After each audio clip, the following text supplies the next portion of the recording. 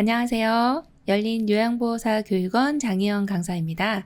이번 시간은 요양보호사 자격시험 CBT 시험 체험하기 영상을 준비했는데요. 시험 보러 가시면 시험실에 입실하셔서 좌석에 앉으시잖아요. 그러면 지금과 같은 화면이 나옵니다. 응시 번호와 성명 확인하시고 다음 버튼을 클릭하시면 본인 좌석이 맞습니까? 라고 하는 알림 메시지가 나옵니다. 그러면 확인 누르시고요. 그러면 응시자 신분이 확인되었다는 화면이 나옵니다. 그리고 너무 중요한 내용이 있어요. 시험 시작 10분 전이라고 하는 메시지가 나오면 요거를 상당히 주의 깊게 봐주셔야 합니다. 신분 확인 완료 팝업 확인 버튼입니다.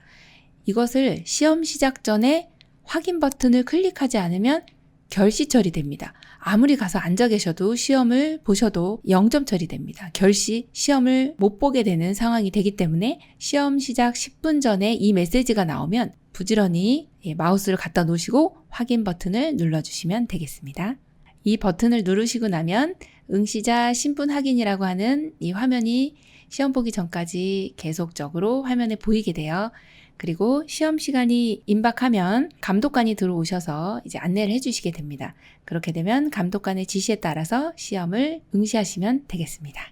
공부하신 만큼 좋은 성적 내시고 모두 합격하시기 바랍니다. 요양보호사 자격시험 대비하여 CBT 예상모의고사 준비했습니다. 열심히 공부하셔서 시험에 많은 도움 되시기 바랍니다.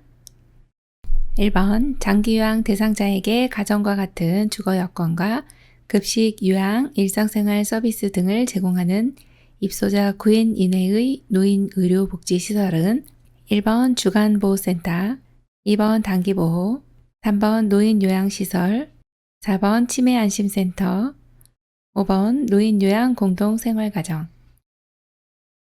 정답 골라보겠습니다. 네, 5번 노인요양공동생활가정입니다. 입소자 9인 이내면서 노인의료복지시설인 경우는 시설급여에 해당이 되는데 노인의료복지시설은 두 가지가 있죠.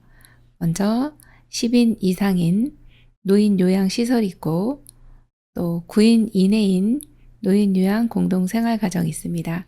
여기의 특징은 가정과 같은 주거 여건이라는 것이죠. 그래서 인원이 그리 많지 않기 때문에 9명이죠. 입소자 9인 이내 의료복지시설은 노인요양공동생활가정, 이렇게 가정이라는 말이 있죠. 그래서 가정과 같은 주거 여건이다, 이렇게 생각하시면 되겠습니다. 2번 다음 중 노인의 심리적 특성으로 옳은 것은 1번 새로운 일에 적응이 빠르다, 2번 변화에 대한 적응이 빠르다, 3번 자신이 이 세상에 다녀갔다는 흔적을 남기려 한다, 4번 일에 대한 자신감과 자립심이 강해진다. 5번 매사에 신중하고 결단력이 빠르다. 정답 골라보겠습니다. 네, 3번 자신이 이 세상에 다녀갔다는 흔적을 남기려 한다가 정답이죠. 네, 노인의 심리적인 특성은 출제가 많이 되고 있고요. 또 새로운 일에 적응은 느리세요. 또 변화에 대한 적응도 느리죠. 3번은 맞는 말입니다. 네, 자신이 이 세상에 다녀갔다는 흔적을 남기려 한다. 네, 이 내용이 옳은 내용이고요. 4번에 보시면 일에 대한 자신감, 자립심은 약해지십니다. 또 5번에 매사에 신중하고 요건 맞습니다. 대신에 결단력은 느리다. 이렇게 보시면 되겠습니다. 3번 노인 장기요양보험 표준 서비스 중 신체활동 지원 서비스에 해당하는 것은 1번 말벗하기, 2번 몸단장, 3번 취사, 4번 청소 및 주변 정돈, 5번 외출 시 동행. 정답 골라볼까요? 네, 2번 몸단장입니다. 네, 신체활동 지원 서비스는 노인 장기요양보험의 표준 서비스에서 출제 빈도가 높은 내용이죠. 신체 활동이다 그러면 일단 우리 수험생께서는요, 문제 푸실 때 문제를 잘 읽으셔야 합니다. 신체 활동, 그럼 몸하고 관련된 겁니다. 이렇게 생각하시면 됩니다. 그래서 여기에서는 몸 단장이 되는 것이고요. 말벗하기는 정서 지원에 해당이 됩니다. 또 취사는 몸에다 하는 게 아니라 밥솥에다 하는 거죠. 그래서 이 신체 활동이 아닙니다.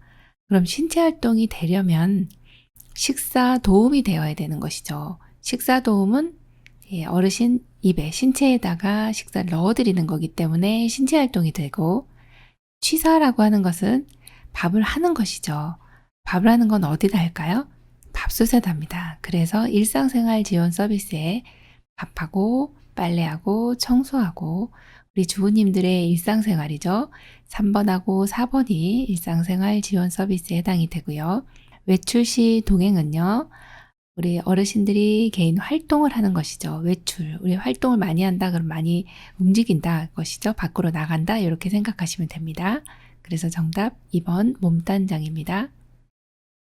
4번 요양보호사가 제공할 수 있는 서비스로 옳은 것은 1번 관절 구축 예방, 2번 비위관 삽입, 3번 욕창 드레싱, 4번 흡인, 5번 관장. 정답 골라볼까요? 네, 1번 관절 구축 예방입니다. 어르신 스트레칭을 열심히 시켜드리고 또 능동적인 관절 운동이다. 그거는 스스로 움직이시는 운동입니다. 그렇게 움직이시기만 해도 관절 구축이 많이 예방이 됩니다. 요거는 요양보호사님께서 충분히 해주실 수 있는 부분이고요. 그 대신 2, 3, 4, 5번은 의료인이 시행하는 의료행위로 보시면 됩니다. 5번 소외되고 차별받는 대상자를 편들어주고 지켜주는 요양보호사의 역할은 1번 정보 전달자, 2번 관찰자, 3번 숙련된 수발자, 4번 동기유발자, 5번 옹호자. 정답 골라보겠습니다. 네, 5번이죠. 옹호자의 역할입니다. 소외되고 차별받는 대상자 누가 편들어 주겠습니까? 요양보호사님께서 해주셔야 되겠죠. 그래서 옹호자다 골라주시면 됩니다. 6번 다음 사례에서 지켜야 할 시설생활 노인의 권리보호를 위한 윤리 강령은 거동이 불편한 박씨 할아버지는 휴대전화가 없고 방에는 별도의 전화가 설치되어 있지 않아 자녀들과 통화를 못하고 평소에는 늘 외롭게 지내고 있다. 1번 존엄한 존재로 대우받을 권리, 2번 질 높은 서비스를 받을 권리, 3번 안락하고 안전한 생활 환경을 제공받을 권리, 4번 사생활과 비밀 보장에 관한 권리, 5번 자신의 견해와 불평을 표현하고 해결을 요구할 권리. 정답 골라보겠습니다.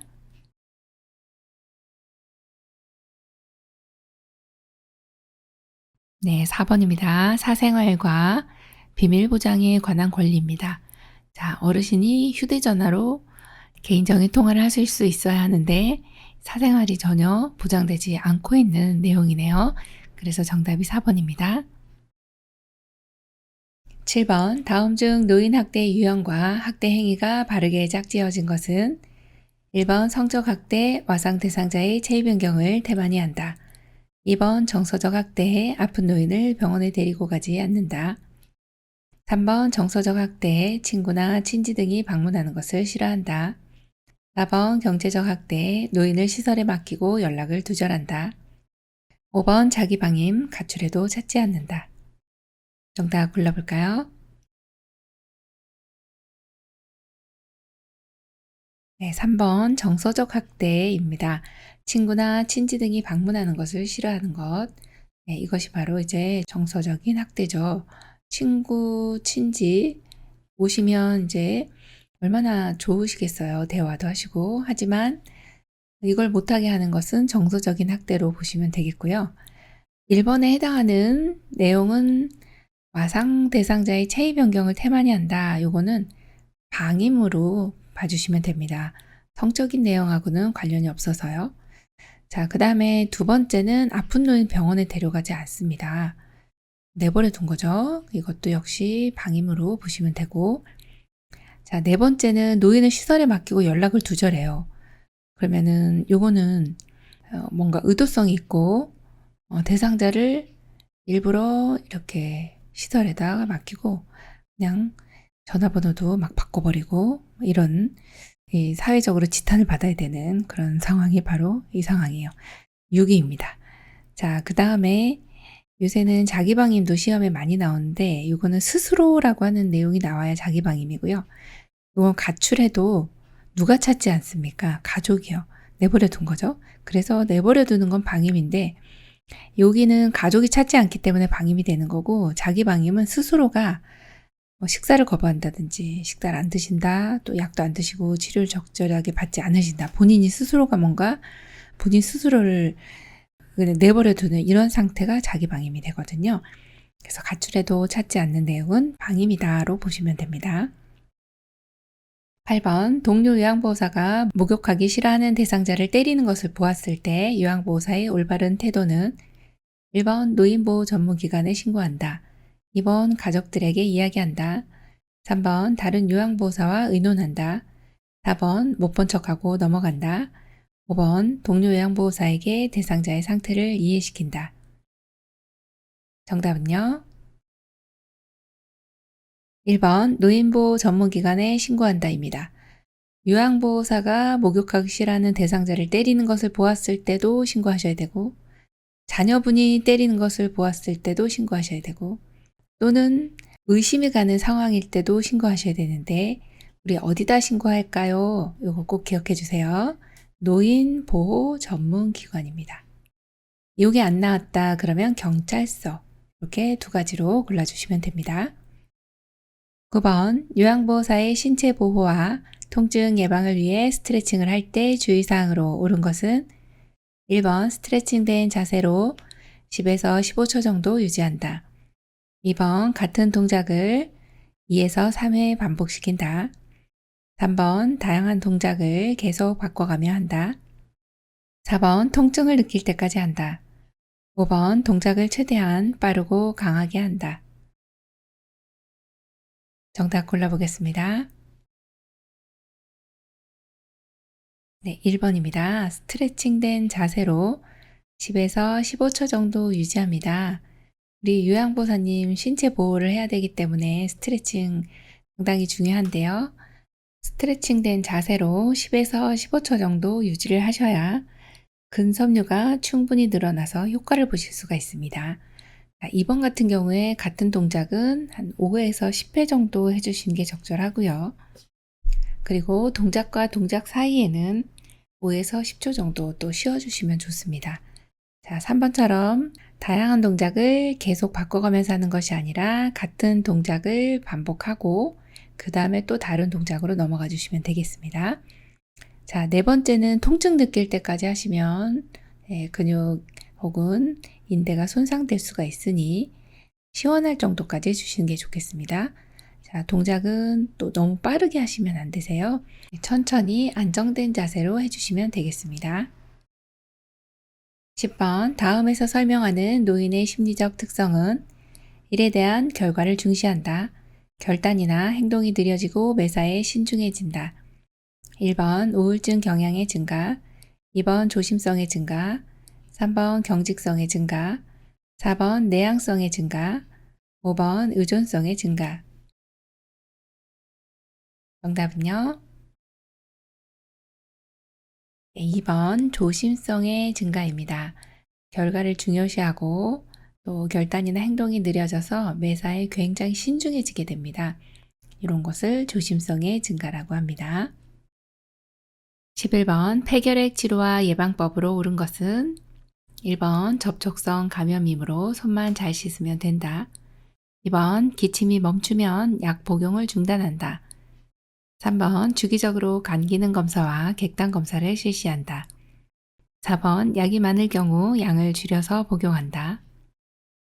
5번 감염 대상자와 접촉 시 즉시 검사를 받는다. 정답 골라보겠습니다. 3번 주기적으로 간 기능 검사와 객단 검사를 실시합니다. 네, 폐결핵인 경우에는요. 여러 가지 항생제와 또 부작용을 줄이기 위한 비타민 등의 약 등을 많이 드세요. 그래서 한 주먹씩 드시는데 이러다 보면 간에서 해독작용을 하다 보니 간 기능이 손상될 수가 있어서 간 기능 검사를 주기적으로 해주셔야 하고, 또 반드시 객담 검사를 해주셔야 하는데, 객담 검사를 하는 이유는 객담에서 결핵균이 나온다, 그런 경우는 전염성이 있다고 보거든요. 그런데 약이 효과가 잘 나타나고 또 약 복용을 계속했을 때는 객담에서 결핵균이 나오지 않습니다. 그렇게 되면 일상생활도 하실 수가 있고 전염성도 없기 때문에 안정적이라고 보시면 되거든요. 그래서 이 두 가지 검사는 잊지 말고 꼭 주기적으로 해주시는 검사로 기억을 해주셔야 하고요. 폐결핵은 접촉성 감염병이 아니라 호흡기 감염병이죠. 그래서 마스크도 착용해 주시는 것이 좋겠고요. 또 그렇다고 해서 이번에 기침이 멈추면 약 복용을 중단하시면 안 되세요. 내성이 생기기 때문에 굉장히 주의해야 되는 약물 중에 하나가 폐결핵 약물입니다.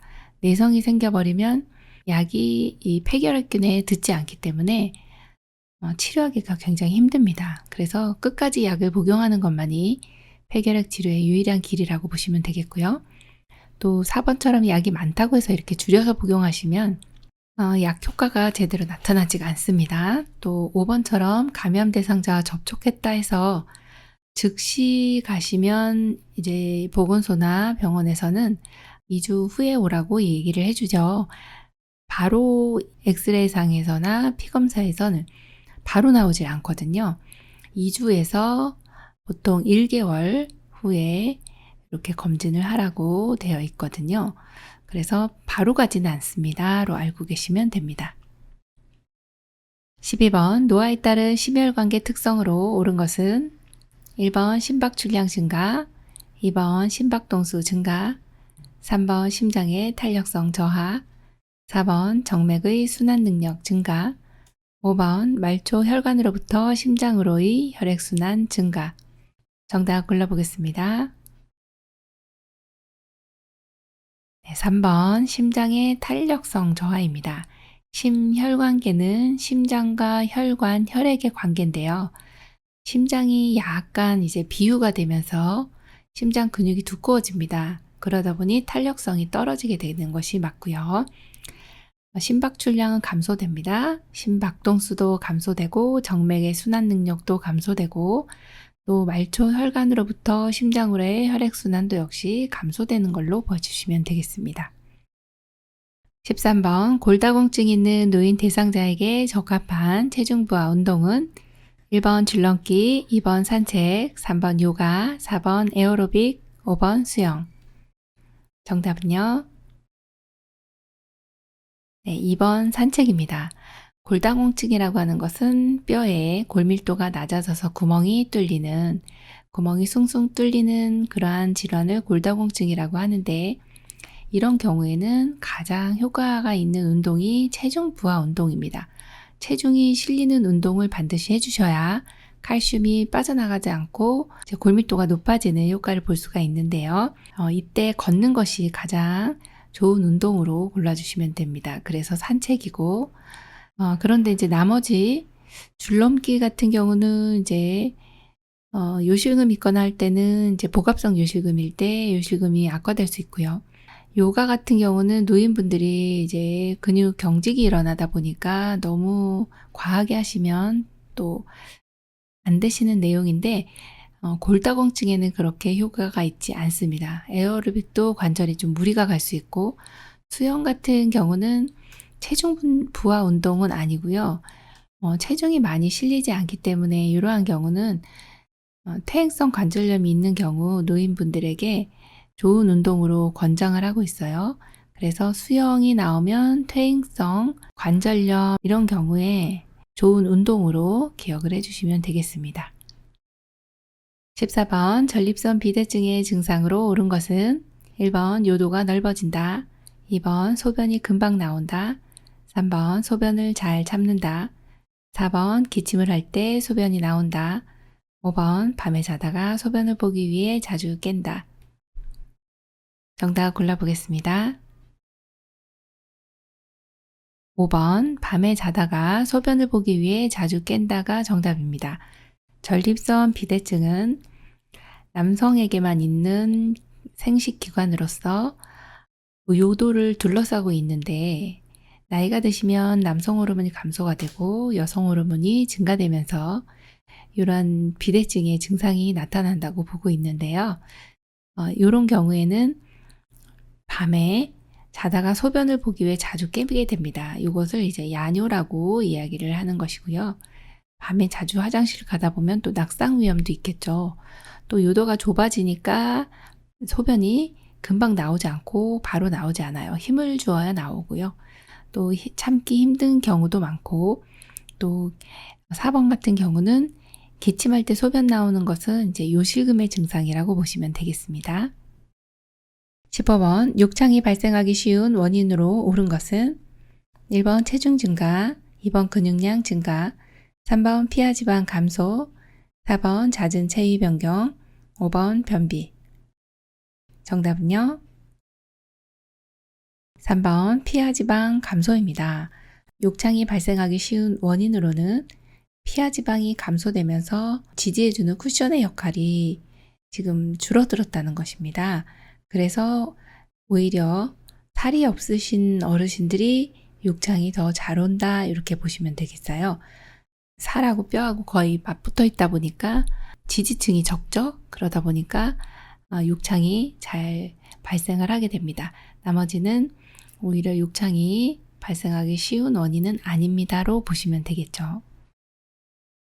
16번 옴 환자 접촉한 후 피부 발진이 나타나고 겨드랑이가 가려울 때 대처 방법은 1번 샤워를 한 후 로션을 바른다. 2번 엑스레이를 찍어본다. 3번 의류는 한꺼번에 모아서 세탁한다. 4번 요양보호사 가족이 모두 치료를 받는다. 5번 손가락 사이 겨드랑이 등 접히는 부분에만 연고를 바른다. 정답 골라보겠습니다. 네, 4번 요양보호사와 가족이 모두 치료를 받는다입니다. 자, 접촉을 했고 피부 발진이 나타나고 가렵고 합니다. 이러면 가족이 모두 요양보호사님하고 가족이 모두 치료를 받는 내용이 맞고요. 1번 같은 경우는 그냥 일반 로션 가지고서는 안 되세요. 옴 전용 로션이 있습니다. 처방받아서 바르시면 되겠고, 대신에 얼굴을 제외한 목 아래쪽으로 전신, 요 아래쪽으로는 꼼꼼히 다 발라주시고 밤에 바릅니다. 밤에 활동을 하기 때문에 밤에 바르고 아침에 샤워를 해주시면 되세요. 그리고 아침에는 이날 입었던 옷과 침구는 다 모두 이제 새 것으로 어르신 샤워 후에 새 것으로 갈아입으시고 그 다음에 이날 밤에 입었던 전날 입었던 옷과 침구는 다른 의류들과 함께 하는 것이 아니라 밤에 바르고서 바로 주무시게 되거든요. 이날 새 옷은 안 입으셔도 돼요. 이날은 그냥 옷을 입으시고 침구도 그리고 그 다음날 뜨거운 물로 55도씨 이상의 뜨거운 물로 이제 세탁을 해주시면 사멸을 하거든요. 그렇게 해서 옴과 접촉했던 이 의류하고 시트까지 이불까지 같이 세탁을 해주시는 것이 맞고 그 다음 날은 이제 샤워 후에는 새 것으로 새 옷으로 또 새 이불로 깨끗이 빨아놓은 걸로 사용을 해주시면 되겠고요. 요거를 1주 후에 한 번 더 해주시고 그 다음에 2주 후에 완치 판정을 받으시면 되겠습니다. 17번 다음 중 대상포진에 대한 설명으로 옳은 것은 1, 2주면 통증이 없어진다. 2번 가려움증은 없다. 3번 세균성 질환이다. 4번 병소를 긁지 않는다. 5번 과거 풍진을 앓은 사람에게 발생한다. 정답 골라보겠습니다. 네, 4번입니다. 병소를 긁지 않는다입니다. 퍼져나가기 때문에 그렇고요. 그리고 1번처럼 통증은요, 바로 없어지면 좋지만 수개월에서 1년 이상 지속되는 경우가 많습니다. 이것이 이제 신경통이라고 합니다. 또 가려움증은 없을까요? 보통 있다고 보시면 되겠고요. 세균성 질환이 아니라 이거는 바이러스성 질환인데 과거에 풍진 아니고 이제 수두를 앓았던 그런 분들에게 신경절에 남아있다가 면역이 약해지면서 온다라고 보시면 되겠습니다. 18번 인슐린을 맞고 있는 당뇨병 대상자에게 나타나는 저혈당 증상은 1번 소화불량, 2번 체온 상승, 3번 식은땀, 4번 맥박 감소, 5번 호흡 증가. 정답은요? 네, 3번 식은땀입니다. 인슐린이라고 하는 거는 혈중 내에 당이 올라갔을 때 당을 떨어뜨려주는 호르몬이 바로 인슐린입니다. 인슐린이 이제 식사를 하게 되면은 보통 30분에서 1시간 정도가 경과가 되면 가장 이제 30분 정도 나오기 시작해서 당이 올라가기 시작해서 1시간 정도 되면 거의 최고조를 찍습니다. 당이 둥둥둥둥 이제 혈중 내에 떠다닙니다. 그렇다면 이제 인슐린이 이때 분비가 되면서 췌장에서 만들어지는 호르몬인데요. 인슐린이 분비가 되고 이렇게 혈관벽에 어떤 통로를 만들어주게 됩니다. 그래서 우리가 당이 섭취가 된다라고 하는 거는 에너지를 쓰려고 당을 섭취하는 것이잖아요. 그래서 인슐린이 있어야만 이 당이 세포 내로 혹은 근육으로 이동을 시키게 되는 것이죠. 이렇게 하나 둘 이동을 하다 보면 당이 어떻게 됐어요? 당이 떨어집니다. 그래서 인슐린은 당을 떨어뜨려주는 호르몬이다 이렇게 기억을 해주시고 당이 세포로 이동하는 이러한 성질을 당내성이다 이렇게 이야기합니다. 그런데 나이가 들면 인슐린 저항성이 생기다 보니까 당내성이 떨어지게 됩니다. 자, 당도 떨어지고 당내성도 떨어져요. 이렇게 기억해 주시면 좋습니다. 당뇨병은 당을 떨어뜨려주는 인슐린이 분비가 안 되는 거, 그 다음에 당이 세포 내로 유입되는 당내성이 떨어지는 거, 이렇게 기억해 주시면 되겠고요. 자, 그렇다면 이 인슐린을 맞게 되면 당뇨병 대상자가 인슐린을 맞으면 당이 훅 하고 떨어질 수 있겠죠. 그러면 저혈당이라고 하는 증상이 나타나는데 이것 또한 위험합니다. 식은땀이 나고 어지럽고 막 떨리고 심하게 배가 고프고 이런 증상들이 이제 저혈당 증상입니다. 저혈당 증상은 배가 많이 고플 때 증상 이렇게 생각하시면 됩니다. 그래서 여기서는 정답이 3번 이렇게 식은땀으로 골라주시면 되겠습니다. 19번 선망 치료를 위한 비약물 요법 중 개인의 정체성을 유지하는 방법으로 옳은 것은 1번 마사지를 제공한다. 2번 가족이 자주 방문하도록 한다. 3번 밤에는 불을 끄고 어둡게 한다. 4번 많은 사람들을 접촉하게 한다. 5번 대상자의 물건을 가까이 둔다. 정답은요? 네, 2번 가족이 자주 방문하도록 한다입니다. 개인의 정체성이다 라고 하는 것은 내가 누구인가 이것이죠. 자, 그러면 여기서 이제 선망이라고 하는 어려운 단어가 나오는데 선망은 갑자기 찾아오는 정신병적인 증상인데 헛것을 보고 헛소리가 들리고 또 헛것을 느끼는 이런 환각 증상이다 이렇게 보시면 되세요. 선망이 왜 왔느냐 그러면 원인은 다양한데 이제 연세 드시면서 뇌에 신경세포들이 손상을 받으면서 이런 이 정신병적인 증상이 나타나는데 주로 갑작스럽게 나타나기 때문에 전해질 불균형이라든지 수술이라든지 이러한 요인이 있을 때 나타날 수도 있고 치매가 오면서 나타날 수도 있습니다. 그런데 비교적 갑자기 나타나고 또 치료가 그래도 되는 상태이기 때문에 보호자분들에게 이거는 좋아질 수도 있다라고 희망적으로 이야기할 수 있는 부분이 바로 선망인데요. 일단 약물 치료를 끝내고 나면은 일정 기간 이 선망 증상들이 좀 지속이 되는 경우가 많아서 이때만큼은 우리가 비약물 요법을 해주셔야 하는데요. 비약물 요법은 여러 가지가 있습니다. 이때 그 중에 하나가 개인의 정체성을 유지하는 방법이죠. 가족이 와서 엄마 그러면 내가 엄마였구나. 그리고 아빠 그러면 내가 아빠였네 이렇게 알게 되는 것이죠. 그래서 가족은 자주 방문하도록 하는 것이 좋고 낯선 사람이라든지 너무 많은 사람들이 이렇게 방문을 하게 되면 혼돈을 일으키시기 때문에 정체성을 오히려 상실할 수가 있어요. 그래서 많은 사람들의 접촉은 줄여주시고 또 방의 불은 밝게 해주시는 것이 선망을 조금 완화시켜주고 또 몸을 따뜻하게 해주시는 것이 좋습니다. 나머지 마사지를 제공한다든지 대상자의 물건을 가까이 둔다는 거는 이제 다른 내용하고 관련이 되어 있습니다.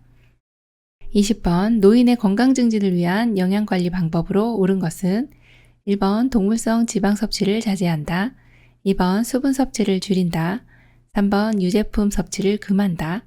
4번 섬유질 섭취를 제한한다. 5번 동물성 단백질 섭취를 제한한다. 정답 골라보겠습니다. 1번 동물성 지방 섭취를 자제한다입니다. 네, 노인분들 건강 증진 위해서 요새들 많이 신경 쓰고 계신데요. 영양관리 방법은 동물성 지방 아니고 여기 같은 경우는 동물성 단백질 같은 경우는 이제 지방이 아니라 단백질이고 살코기를 드셔주셔야 되겠죠. 자, 그리고 수분 섭취 같은 경우는 충분히 해줍니다. 금기가 아니라면 하루 섭취돼야 되는 수분량은 1.6에서 2리터입니다.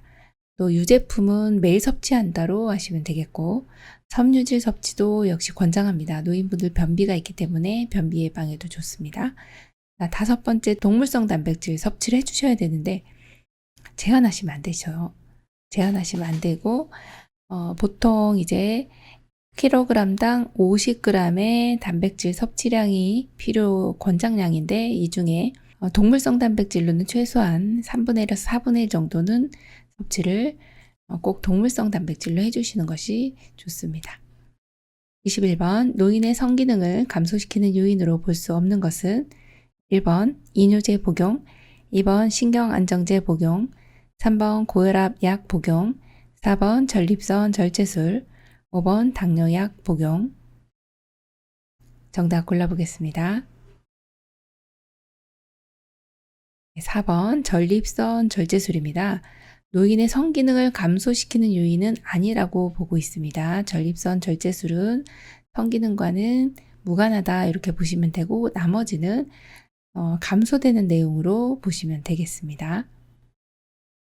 22번 제가 방문 시 편의점에서 구입 가능한 비상약으로 옳은 것은 1번 수면제, 2번 칼슘제, 3번 해열 진통제, 4번 혈압약, 5번 빈혈약. 정답 골라보겠습니다. 3번 해열 진통제입니다. 편의점에서 구입 가능한 비상약은요. 편의점에서 약을 살 수 있나요? 네. 해열 진통제, 감기약, 파스, 소화제 이런 것들 팔고 있거든요. 그래서 노인분들이 잘 모를 수가 있는데 급하실 때는 편의점에서 이런 것을 사실 수가 있습니다. 라고 알려드리면 됩니다. 23번 노인 대상자의 영양 부족이 의심되는 상황으로 옳은 것은 1번 연하곤란, 2번 신체 기능 증가, 3번 체중 증가, 4번 안정된 심리 상태, 5번 상처 회복 빠름. 정답 골라볼까요? 1번 연하곤란입니다. 영양 부족이 의심되는 상황이에요. 왜 의심을 할 수 있을까요? 지금 식사를 하실 때 잘 못 삼켜요. 그러면 영양 부족이 올 수 있는 상황이 되겠죠. 못 삼키니까 식사량이 줄어들거나 못 드시거나 하시겠죠. 나머지는 거의 영양 부족이 의심되는 상황은 아니다. 이렇게 보시면 되겠습니다. 24번 오른쪽으로 누워있는 왼쪽 편마비 대상자의 욕창 발생 부위로 옳은 것은 1번 등, 2번 청골, 3번 발등, 4번 오른쪽 어깨뼈, 5번 왼쪽 어깨뼈. 정답 골라볼까요? 4번 오른쪽 어깨뼈입니다. 자, 이런 경우에는 지금 오른쪽으로 누워 계세요. 그쵸? 오른쪽으로 누워 계시는데 왜 그럴까요? 왼쪽 편마비라서. 왼쪽은 지금 마비가 있으셔서 그쪽으로 누우시면 이제 순환이 안 되다 보니까 이제 오른쪽으로 누워 계신 거죠. 그러면 오른쪽이 지금 눌리겠죠. 눌리게 되면 압력으로 인해서 욕창이 올 수가 있습니다. 욕창은 원인이 크게 2가지로 보는데 첫 번째가 이제 압력입니다. 그 다음은 또 마찰이에요. 쭉 이렇게 잡아 끌었을 때. 그래서 압력이 가해지지 않도록 최소한 2시간에 한 번은 체위 변경해 드려야 하고 앉아 계실 때는 그보다 더 자주 합니다. 또 마찰이 또 욕창의 원인이기 때문에 끌거나 밀거나 하지 않죠. 자, 그래서 여기에서는 오른쪽으로 누워있기 때문에 오른쪽 어깨뼈가 눌려요. 그래서 욕창이 여기에 발생되겠네요. 25번 대상자가 균형을 잃고 낙상하여 골절이 의심될 때 이송을 돕는 방법으로 옳은 것은 1번 척추 고정판에 고정 후 이송한다. 2번 대상자를 업어서 이송한다. 3번 허리를 감싸 부축하여 이송한다. 4번 대상자를 안아 올려서 이송한다. 5번 휠체어에 앉힌 후 이송한다.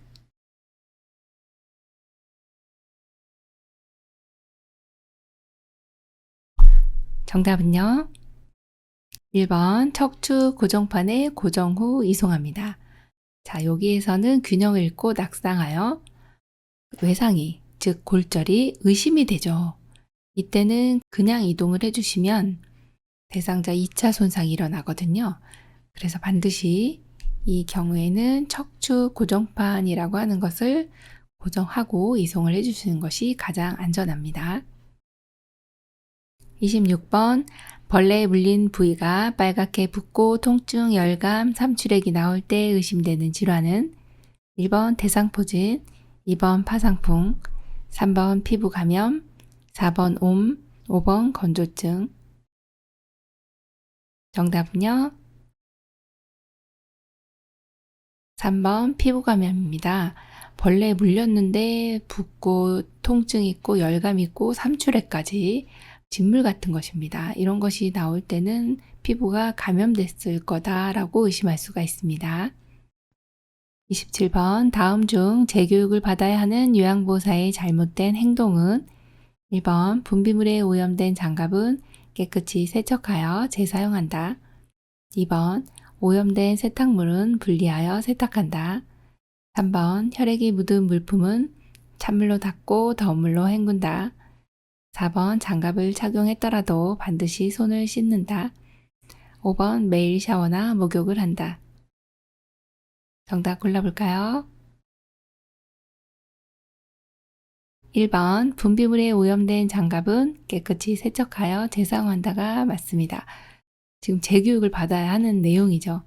왜 재교육을 받아야 할까요? 지금 분비물에 오염된 장갑은 깨끗이 세척하여 재사용한다. 분비물에 오염된 장갑은 보통 격리에서 이렇게 배출 장소가 따로 있다고 보시면 되겠습니다. 이것을 재사용하진 않죠.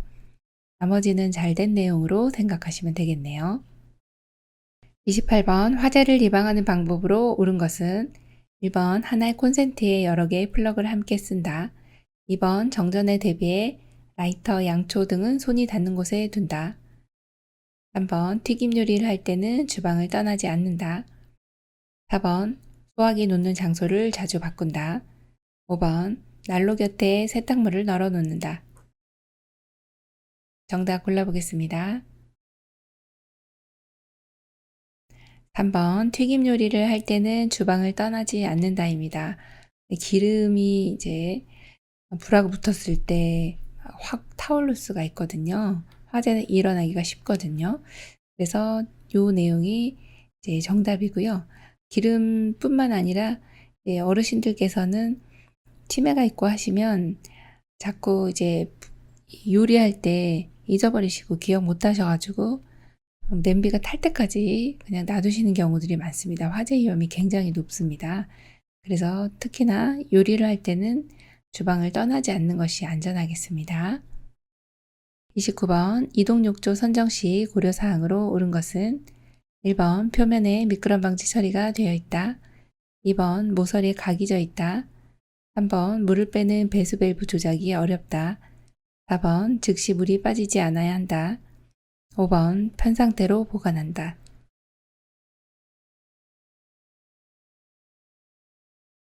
정답은요. 1번 표면에 미끄럼 방지 처리가 되어 있다. 이동욕조인데요.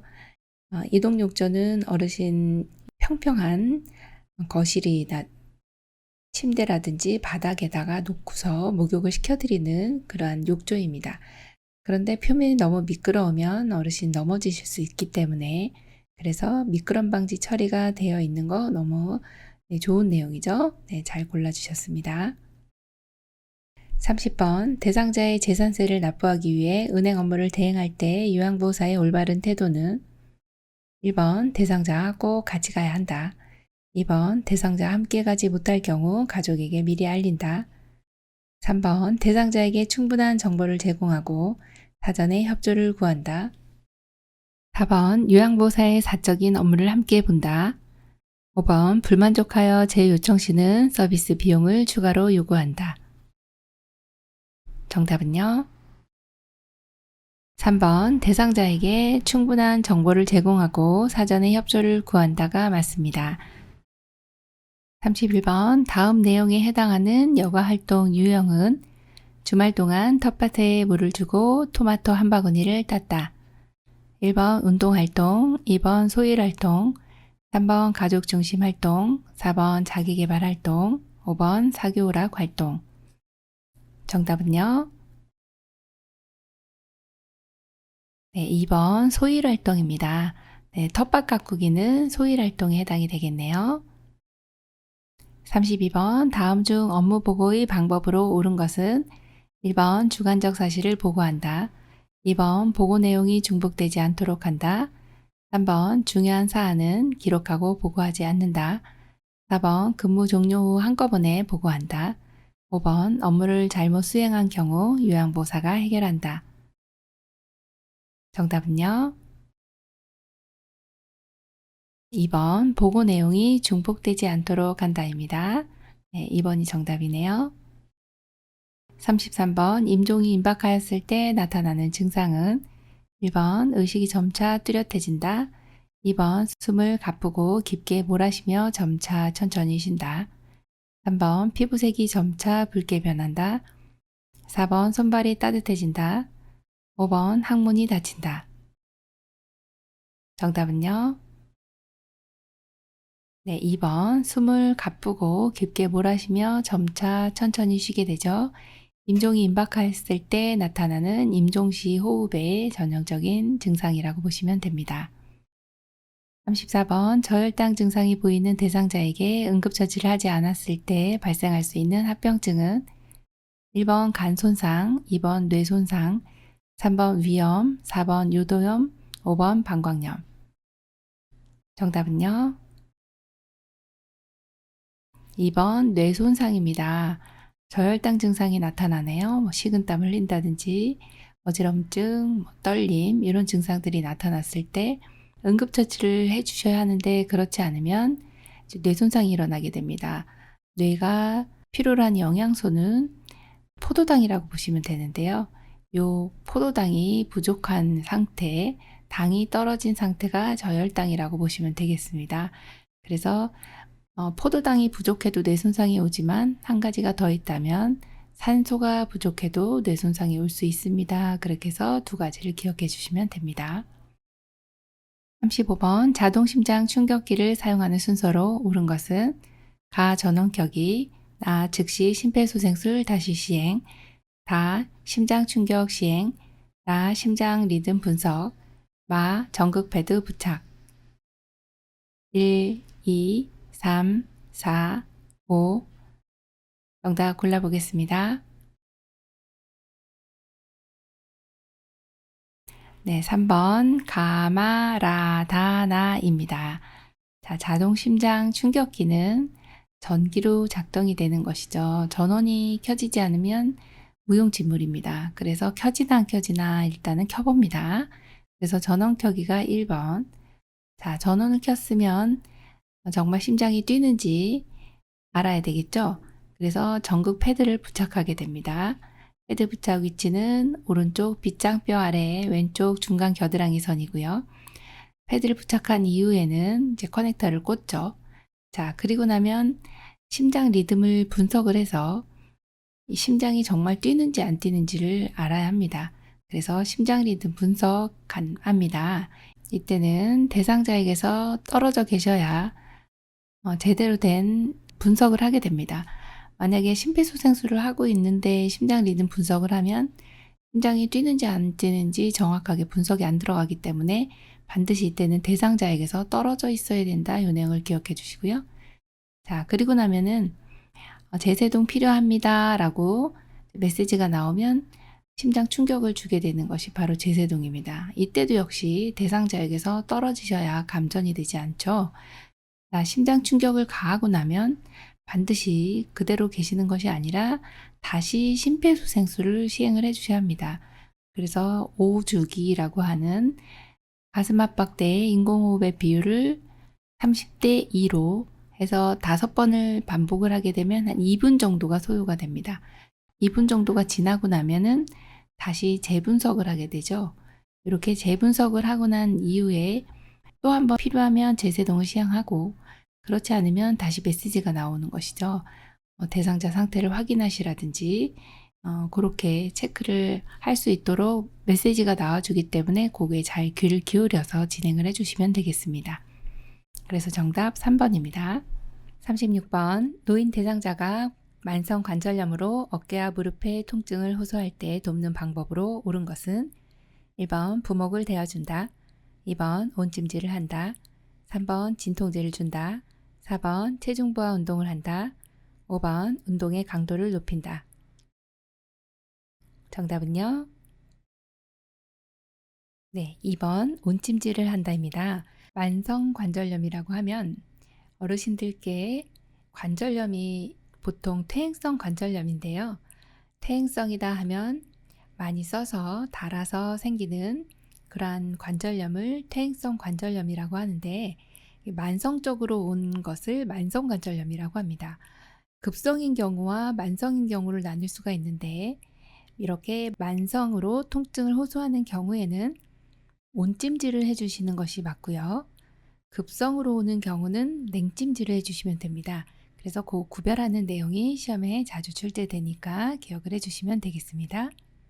37번 대장암 환자의 식이요법으로 옳은 것은 1번 정제된 곡물을 섭취한다, 2번 훈연식품을 섭취한다, 3번 동물성 식품을 섭취한다, 4번 하루에 6잔에서 8잔의 생수를 마신다, 5번 입맛을 돋우는 자극적인 음식을 섭취한다. 정답 골라보겠습니다. 네, 4번입니다. 대장암이신 경우에 6잔에서 8잔의 생수를 드시는 것이 대장 건강에 상당히 도움이 많이 됩니다. 그래서 이렇게 식사를 해주시고 또 곡물 섭취는 이제 잡곡이라고 하는 이러한 정제되지 않은 그런 통곡식을 드시면 좋은데요. 정제되지 않은 것이 훨씬 더 섬유질이 많습니다. 그래서 통곡식을 드신다. 이 내용이 더 맞는 내용이라 1번은 옳지 않고요. 그리고 2번에 보시면 훈연식품을 섭취해 주시면 이런 것이 오히려 또 암 발병률이 높아지기 때문에 이 섭취를 줄여주시는 것이 맞습니다. 또 동물성 식품의 섭취보다는 대장의 건강에는 식물성 식품이 훨씬 더 건강에 좋고요. 또 입맛을 돋우는 자극적인 음식보다는 자극적이지 않은 음식이 훨씬 더 대장 건강에 좋습니다. 그래서 정답 4번입니다. 38번 천식 있는 대상자를 돕는 방법으로 옳은 것은 1번 찬바람에 노출시킨다, 2번 침구류는 뜨거운 물로 세탁한다, 3번 운동 직후 기관지 확장제를 사용한다, 4번 찬 음료수를 마시게 한다, 5번 실내 습도를 70에서 80%로 유지한다. 정답 골라보겠습니다. 2번 침구류는 뜨거운 물로 세탁한다가 맞습니다. 천식 유발 요인이 여러 가지가 있는데 그 중에 진먼지, 진드기, 먼지 이런 것들이 이제 원인이 될 수 있거든요. 그런데 그런 경우에 뜨거운 물로 세탁하면 그런 진먼지, 진드기는 다 사멸되기 때문에 이렇게 해주시면 알레르기 소인을 없애주는 것이라서 천식 대상자에게 도움이 되고요. 찬바람 같은 경우는 오히려 천식을 유발시키죠. 네, 찬바람에 노출시키면 안 되시고요. 또 운동 직후 기관지 확장제를 사용하는 것이 아니라 30분 전에 기관지 확장제를 사용하고 그리고서 운동을 해주시면 되겠네요. 또 찬 음료수도 역시 오히려 천식이 유발될 수 있기 때문에 안 되고요. 실내 습도는 보통 40에서 60%가 가장 적절합니다. 오히려 또 너무 많아도 너무 적어도 천식 유발 요인이 되기 때문에 습도는 적정 습도를 유지해 주셔야 됩니다. 그래서 정답이 2번이네요. 39번 공복감으로 잠을 이루지 못하는 수면장애 대상자를 돕는 방법은 1번 따뜻한 홍차나 녹차를 제공한다. 2번 실내 온도를 서늘하게 유지한다. 3번 수면제를 복용한다. 4번 저녁 식사를 많이 권한다. 5번 따뜻한 우유를 마신다. 정답은요?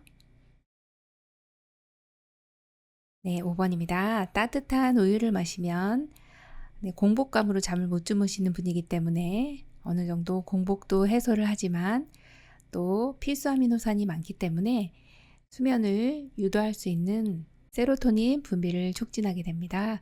그래서 잠이 좀 잘 오시게 되기 때문에 따뜻한 우유 기억해 주시면 되겠습니다. 40번 침대에 누워있는 왼쪽 편마비 대상자의 식사 자세로 옳은 것은 1번 가능한 침대 머리를 낮춘다. 2번 똑바로 누운 자세를 취한다. 3번 왼쪽을 밑으로 하여 약간 옆으로 눕힌다. 4번 오른쪽에 베개나 쿠션을 넣어 지지해준다. 5번 침상머리를 올리고 오른쪽을 밑으로 약간 옆으로 눕힌다. 정답은요? 네, 5번입니다. 침상머리를 올리고 오른쪽을 밑으로 하여 약간 옆으로 눕히는 자세가 왼쪽 편마비 대상자에게 적합한 식사 자세로 보시면 됩니다. 왼쪽이 편마비이기 때문에 어느 쪽이 건강합니까? 그러면 오른쪽이 건강하죠. 그래서 건강한 쪽을 밑으로 하여 이렇게 해주시면 됩니다. 불편한 쪽을 밑으로 하면 순환이 안 되기 때문에 반드시 건강한 쪽을 밑으로 해서 약간 옆으로 눕힌 상태로 식사를 드시는 것이 사례가 안 걸리고 편하게 식사를 드실 수 있는 방법입니다. 41번 사례 걸리기 쉬운 대상자의 식사를 돕는 방법으로 옳은 것은 1번 정해진 시간에 음식을 빨리 먹도록 한다. 2번 식사 전 신맛이 있는 음식을 제공한다. 3번 수분이 적은 음식을 제공한다. 4번 국이나 물 등으로 먼저 목을 축인다. 5번 고개를 들고 머리를 뒤로 젖힌 상태로 먹인다. 정답은요? 4번 국이나 물 등으로 먼저 목을 축인다 입니다.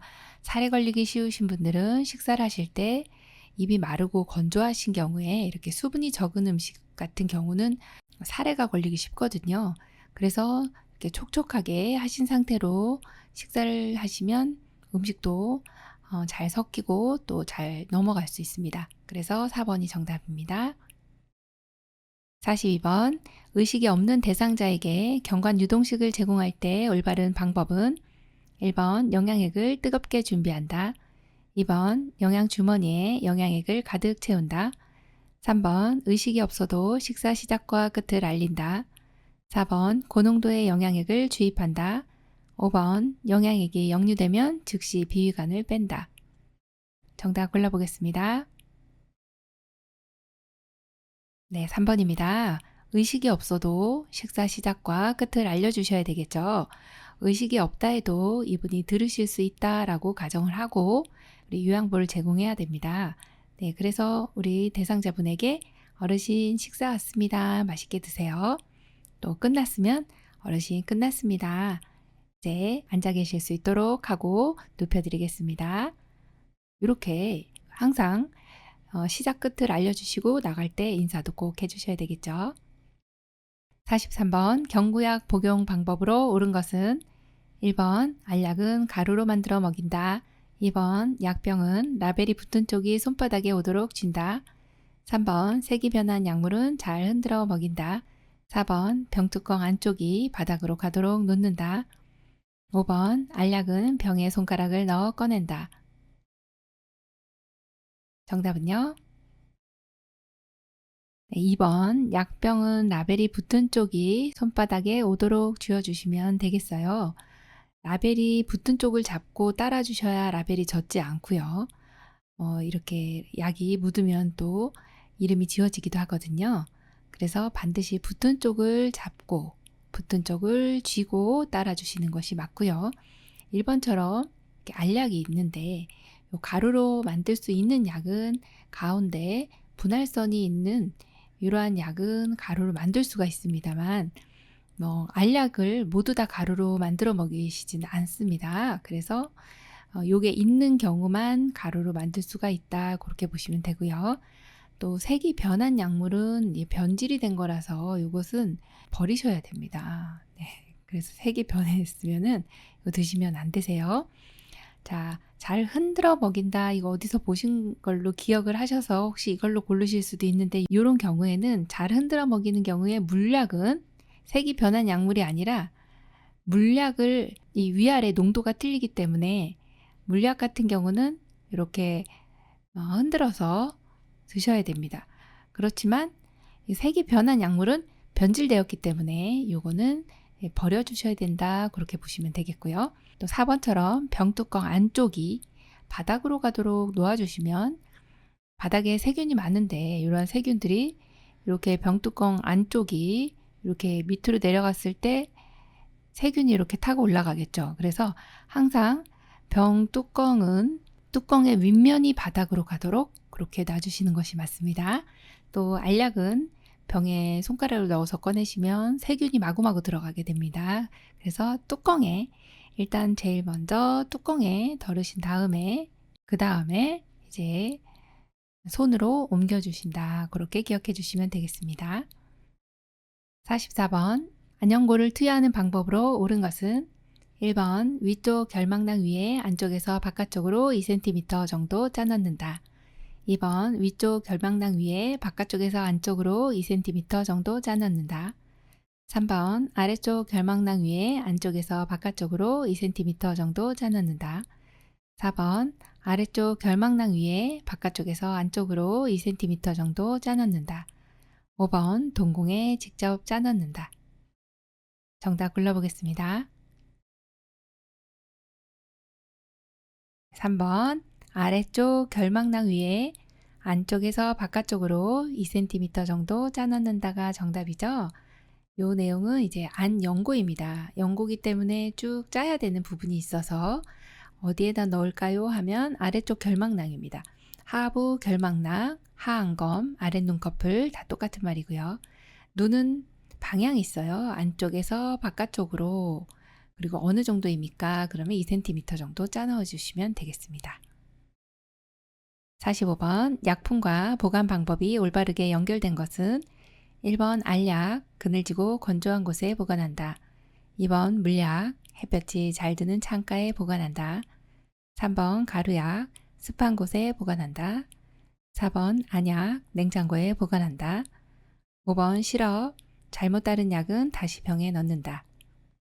정답 골라보겠습니다. 1번 알약, 그늘지고 건조한 곳에 보관한다 입니다.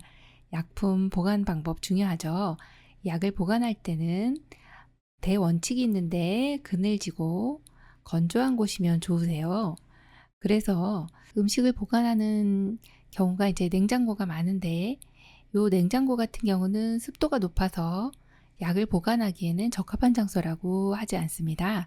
그래서 냉장고에 보관하는 것이 이제 일부 있고요. 인슐린이라든지 아니면 일부 항생제 같은 경우가 냉장고에 보관을 하고요.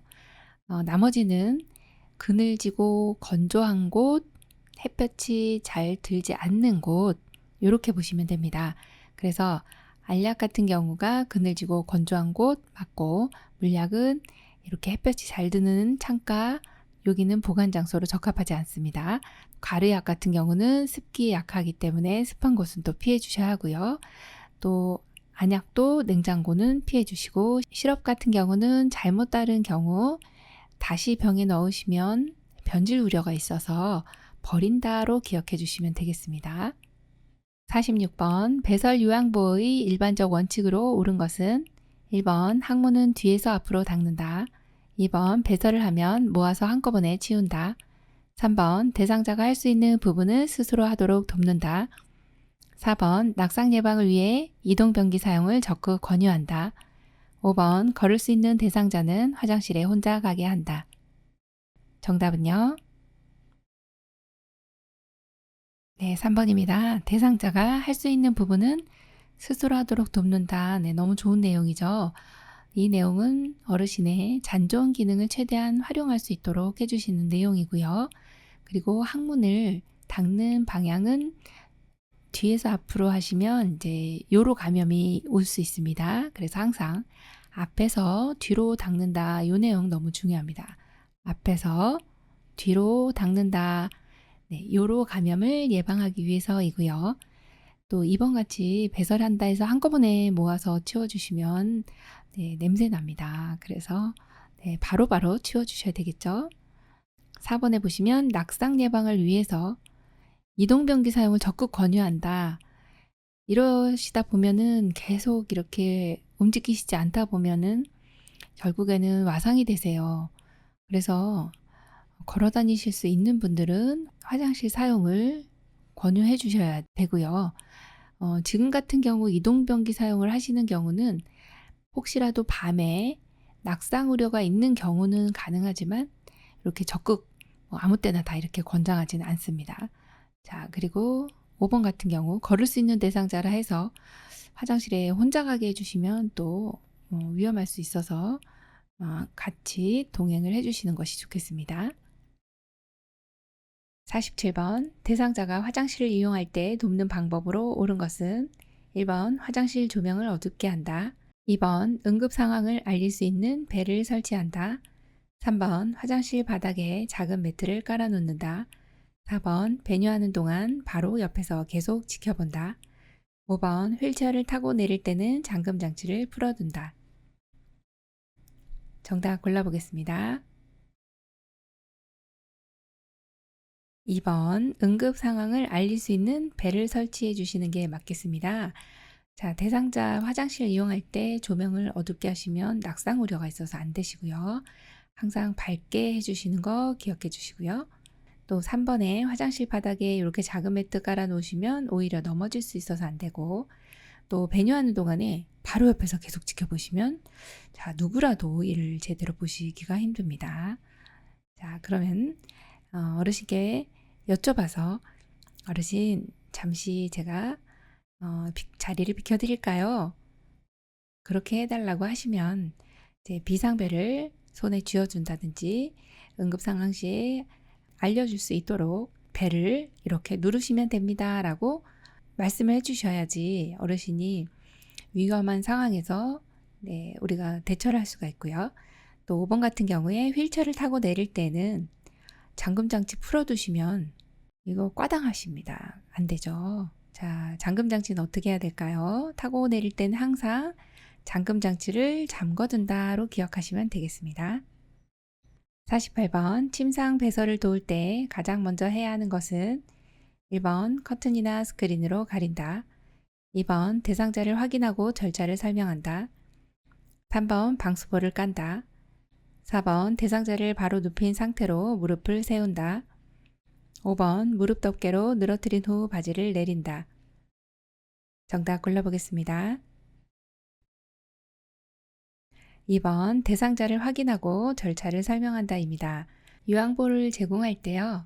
항상 가장 먼저 해야 하는 것은 무엇입니까? 하면 대상자 확인하고 설명하는 내용이 가장 우선됩니다. 그래서 제일 먼저라고 보시면 되겠고요. 그리고 커튼이나 스크린으로 가려주시고 또 방수포를 깔고 대상자를 바로 눕힌 상태로 무릎을 세워주시고 무릎 덮개로 늘어뜨린 후에 바지를 내려주시는 게 맞겠습니다. 49번 이동변기 사용 돕기의 방법으로 옳은 것은 1번 침대와 이동변기의 높이가 같도록 맞춘다. 2번 대상자의 다리가 바닥에 닿지 않게 한다. 3번 변기는 불편한 쪽으로 45도 각도로 놓는다. 4번 배설 중 환기를 위해 창문을 열어둔다. 5번 소리 방지를 위해 변기에 물을 채운다. 정답은요. 1번입니다. 침대와 이동변기의 높이가 같도록 맞춥니다. 이동변기 사용하시는 분들은 일어날 수는 있지만 화장실까지 이동하기 힘드신 경우에 이동변기를 사용하게 되고요. 밤에 낙상 우려가 있을 때도 이동변기를 사용할 수가 있는데요. 이때는 항상 낙상 일어나시면 안 되기 때문에 침대와 이동 변기 높이가 같도록 맞춰주시는 내용이 맞습니다. 그래서 이게 정답이고요. 2번에 보시면 대상자의 다리가 바닥에 닿지 않게 하면 균형을 못 잡으세요. 항상 양 다리가 다 발바닥이 바닥에 닿도록 해주셔야 됩니다. 자, 3번 같은 경우는 불편한 쪽 아니고 건강한 쪽으로 비스듬히 이렇게 45도 각도 놔주시면 되겠고요. 또 4번처럼 배설 중에 환기를 위해서 창문을 열어두시면 어르신은 추워요. 그래서 안 되죠. 네, 환기는 맨 마지막에 한다. 그렇게 보시면 되겠습니다. 자, 5번 보시면 소리 방지를 위해서 변기에 물을 채우나요? 아니요. 티슈를 깔아 놓습니다. 네, 그렇게 해주시면 되겠네요. 50번 대상자의 기저귀를 교환할 때 올바른 방법은 1번 협조가 불가능한 대상자는 똑바로 누운 상태로 갈아준다. 2번 협조가 가능한 대상자는 옆으로 돌려눕혀 갈아준다. 3번 물티슈로 닦아내고 바로 기저귀를 채운다. 4번 회원부는 뒤에서 앞으로 닦아준다. 5번 둔부부터 꼬리 부분까지 피부의 상태를 살핀다. 정답은요? 네, 5번 둔부부터 꼬리뼈 부분까지 피부의 상태를 살핀다입니다. 기저귀를 교환해 주실 때 1번에 협조가 불가능한 대상자는요. 협조가 안 되시기 때문에 어떻게 해야 될까요? 네, 옆으로 돌려 눕혀서 갈아주시면 되고 또 협조가 가능하신 분도 있어요. 이렇게 바로 눕힌 상태로 엉덩이 들어주세요 하고서 기저귀를 교환해 주시면 되고요. 또 3번처럼 물티슈로 닦아내고 바로 기저귀를 채워주시면 습하기 때문에 이 피부 발진이나 욕창이 생길 수가 있어요. 항상 마른 수건으로 닦아주셔야 된다. 그거 기억해 주시고요. 또 회음부는 너무 중요한 내용인데요. 앞에서 뒤로 닦는다. 그렇게 기억해 주시면 됩니다. 51번 유치도뇨관을 사용하는 대상자를 돕는 방법으로 옳은 것은 1번 소변 주머니는 방광 위치보다 높게 둔다. 2번 소변 주머니는 2시간에서 3시간마다 비운다. 3번 금기사항이 없는 한 수분 섭취를 권장한다. 4번 소변줄을 팽팽하게 당겨준다. 5번 유치도뇨관이 빠진 경우 신속하게 끼워 넣는다. 정답은요? 3번 금기사항이 없는 한 수분 섭취를 권장한다입니다. 유치도뇨관은 뭘까요? 소변 배출을 잘 못해서 관을 삽입해서 소변을 24시간 빼주는 것을 유치도뇨관이라고 합니다. 이렇게 유치도뇨관 하신 분도 금기사항이 없는 한 수분 섭취를 권장해 주셔야 요로 감염이 없습니다. 자, 그리고 신장이나 방광 기능을 더 유지할 수 있는 내용이 충분한 수분 섭취입니다. 자, 그렇다면 금기사항은 어떤 경우가 있을까요? 하면 금기라고 하면 간경화증, 심부전증, 또 심한 갑상선 기능 저하증, 부신 기능 저하증 이런 경우면 수분 배출이 힘들어지기 때문에 그런 경우를 제외하고는 수분 섭취를 충분히 해주시면 되겠습니다. 1번에 보시면 소변 주머니가 방광 위치보다 높게 두면 역류가 되겠네요. 나와 있는 배설물들이 소변이 방광으로 다시 들어가면 안 되겠죠. 그래서 항상 소변 주머니는 방광 위치보다 낮게 이렇게 기억해 주시면 되고 소변 주머니를 이렇게 2-3시간마다 비워주시진 않고요. 소변의 상태는 이렇게 관찰해 주시는 게 좋습니다. 2-3시간마다 소변을 잘 보고 계시는지, 소변이 탁하지는 않은지, 소변량이 적절한지 이렇게 상태를 관찰해 주시는 내용은 2-3시간마다 해주시지만 비우시는 거는 하루에 2번 내지 3번 정도만 비워주시면 되겠고요. 자, 그리고 소변줄을 팽팽하게 당겨주시면 요도가 손상될 수가 있어서 이렇게 하시면 안 되고 또 5번 같은 경우에 자, 유치도뇨관이 빠졌네요. 그런 경우는 거의 어르신의 요도가 많이 손상돼 있을 것입니다. 그래서 이거 끼워 넣는 것도 역시 우리 요양보사님의 업무는 아니고요. 반드시 보고해 주셔야 되는데 이건 의료행위다라고 보시면 되겠습니다. 그래서 유치도뇨관이 빠진 경우는 보고해준다 그렇게 보시면 되겠습니다. 52번 의식이 없는 대상자의 구강 청결을 돕는 방법으로 옳은 것은 1번 입안을 물로 여러 번 헹군다. 2번 똑바로 누운 자세로 상반신을 낮춘다. 3번 일회용 스펀지 브러쉬에 물을 묻혀 닦는다. 4번 혀 안쪽까지 깊숙이 닦는다. 5번 입천장, 혀, 볼 안쪽을 닦은 후 잇몸과 이를 닦는다. 정답은요?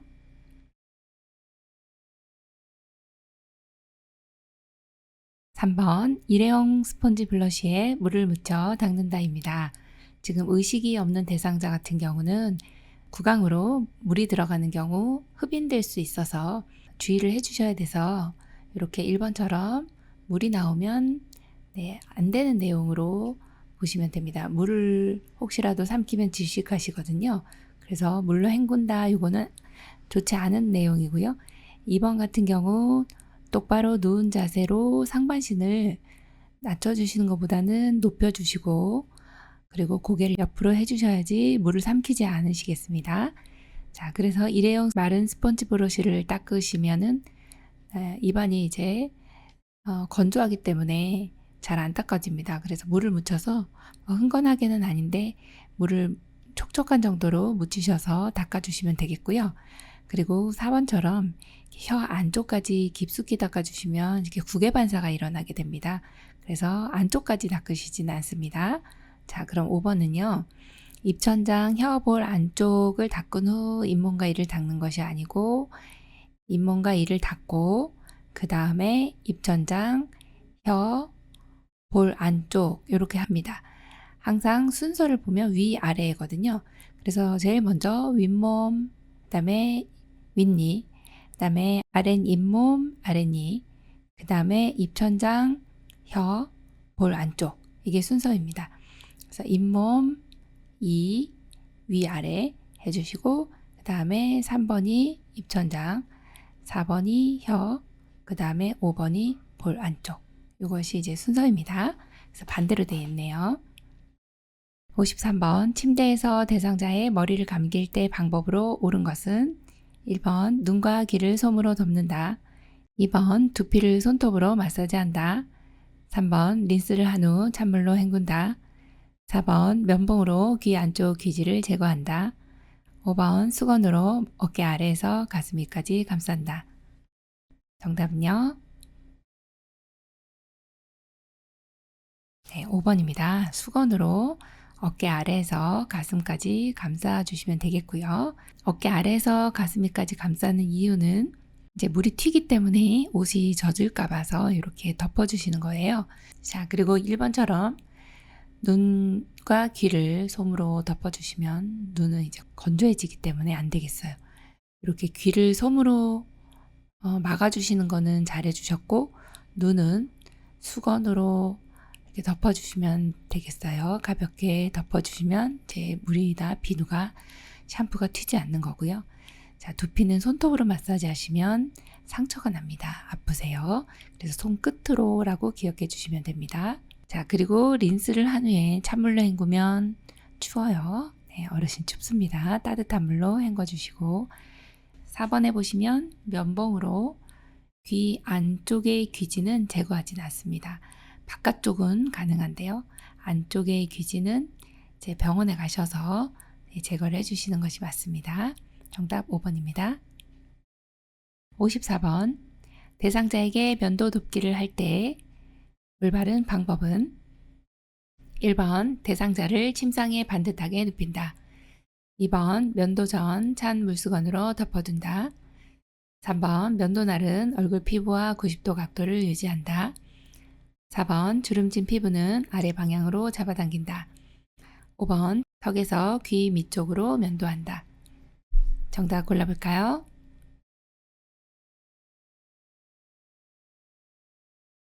4번 주름진 피부는 아래 방향으로 잡아당긴다가 정답입니다.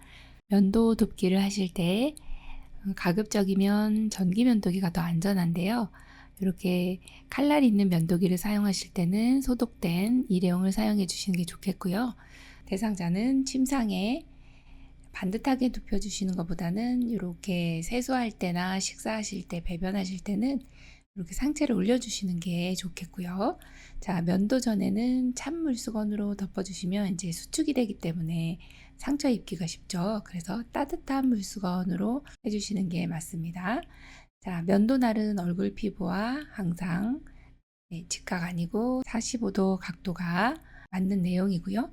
자, 그 다음에 4번이 정답이죠. 주름진 피부는 아래 방향으로 잡아당긴다가 맞고, 그렇게 잡아당긴 상태로 귀 밑쪽에서 턱으로 이렇게 면도해 주시면 되겠습니다. 55번 대상자의 목욕 돕기 방법으로 옳은 것은 1번 혈압이 높은 대상자는 식사 직전에 목욕을 한다. 2번 팔다리 회음부 몸통의 순서로 닦아낸다. 3번 열이 나는 대상자는 따뜻한 물에 입욕시킨다. 4번 대상자가 욕조에 들어간 다음 물을 받는다. 5번 목욕 시간은 20에서 30분 이내로 한다. 정답은요? 네, 5번입니다. 목욕 시간은 20분에서 30분 이내로 해주시면 되겠어요. 자, 1번에 혈압 높은 대상자는 목욕을 하시면 위험하다라고 알려주셔야 합니다. 그래서 혈압 높으신 분은 지금 당장에는 목욕을 못한다라고 말씀해 주셔야 하고요. 그리고 목욕하실 때는 항상 순서가 심장에서 먼 곳이다 이렇게 생각하시면 됩니다. 침상에서 목욕할 때하고 통목욕을 할 때가 틀린데요. 이렇게 통목욕에 들어가시기 전에는 심장에서 먼 곳부터 시작합니다. 다리, 그 다음에 팔, 그리고 몸을 헹구고 그 다음 마지막 이제 회음부를 닦아주시면 됩니다. 이 순서로 닦아낸다 라고 보시면 되고요. 또 열이 나는 대상자는 따뜻한 물에 들어가시면 이제 이런 경우는 불난데 부채질하는 격입니다. 그래서 열이 나는 대상자는 우리가 어떤 처치를 하기 전에 지금 대상자 상태를 보고를 해주시는 게 우선이세요. 자, 보고를 한 이후에 물을 들어가더라도 미지근한 물로 이렇게 닦아주시는 게 맞습니다. 자, 그리고 대상자는 욕조에 들어갈 때 그냥 들어가다가 넘어지면 다치시기 때문에 한 발목 정도까지 이렇게 물을 받아 놓고 그리고서 들어가세요. 들어간 이후에 그리고서 이제 물을 채워주십니다.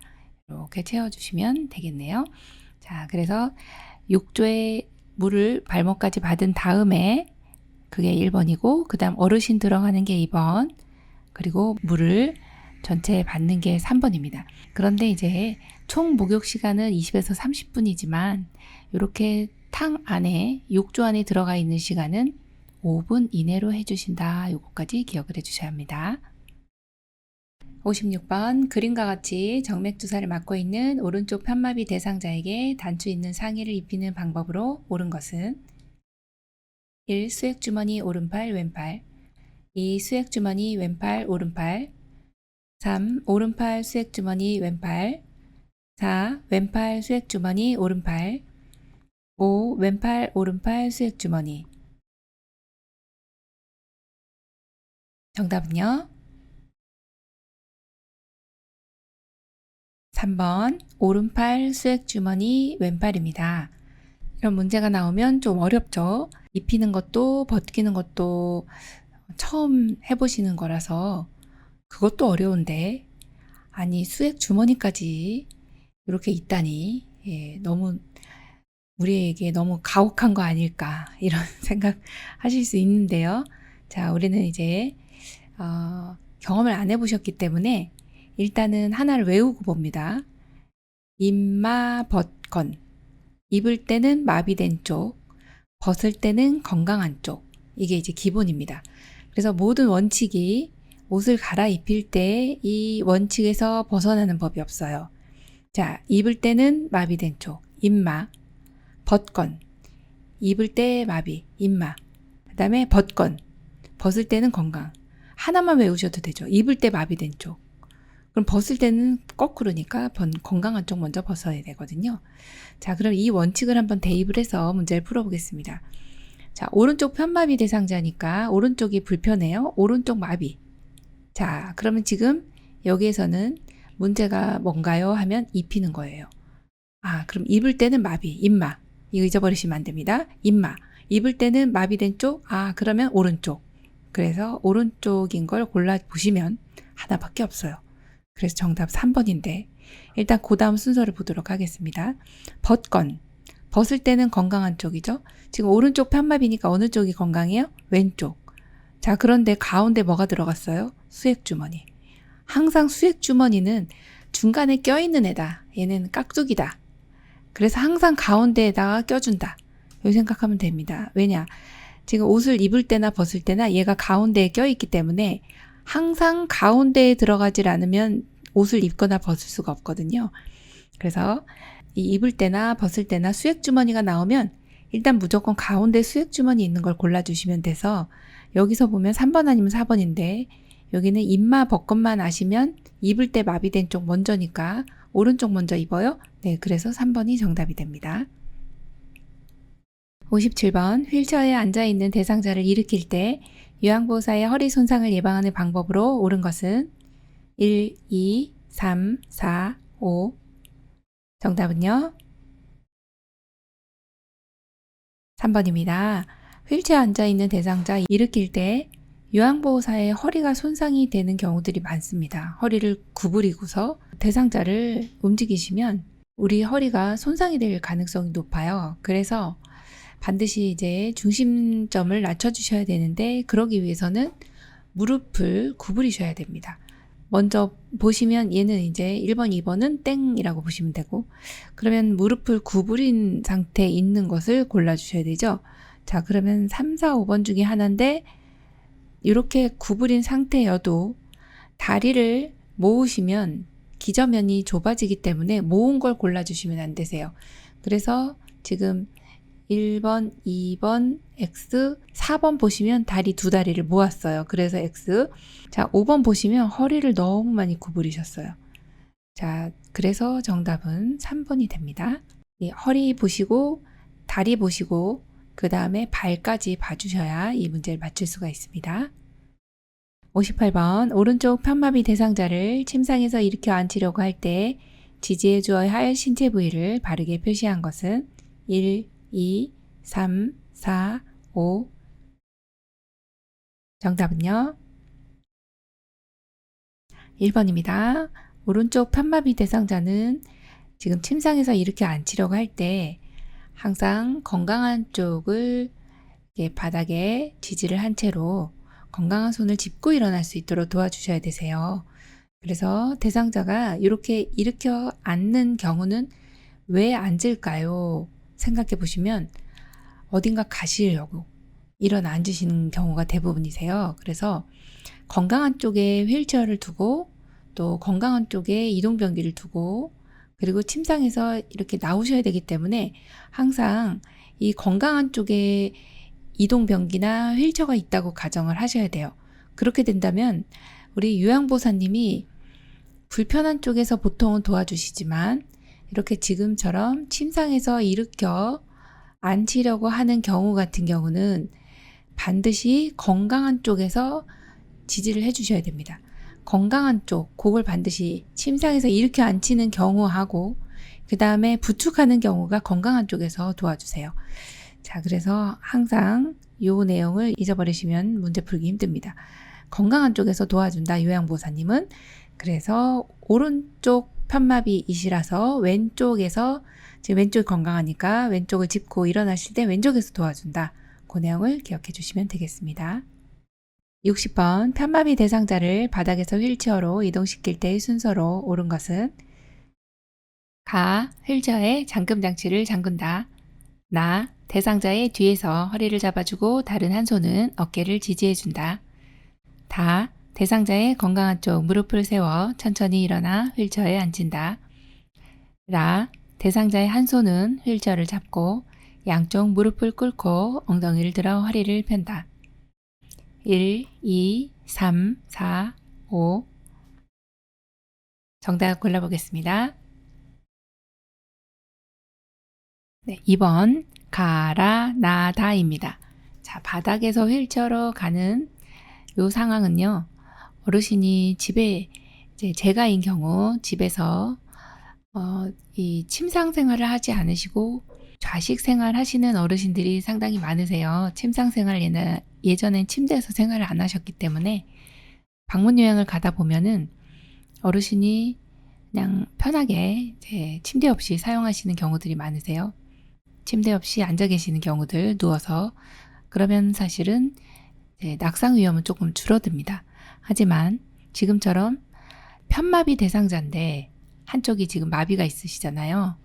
편마비 대상자인데 이분을 지금 바닥에서 휠체어로 올라갑니다. 사실 이런 경우는 어르신 편마비 정도가 어느 정도인지 이제 정확히는 모르겠지만 그래도 어느 정도 편마비도 좀 심하신 경우는 이렇게 움직이시기는 쉽지 않습니다.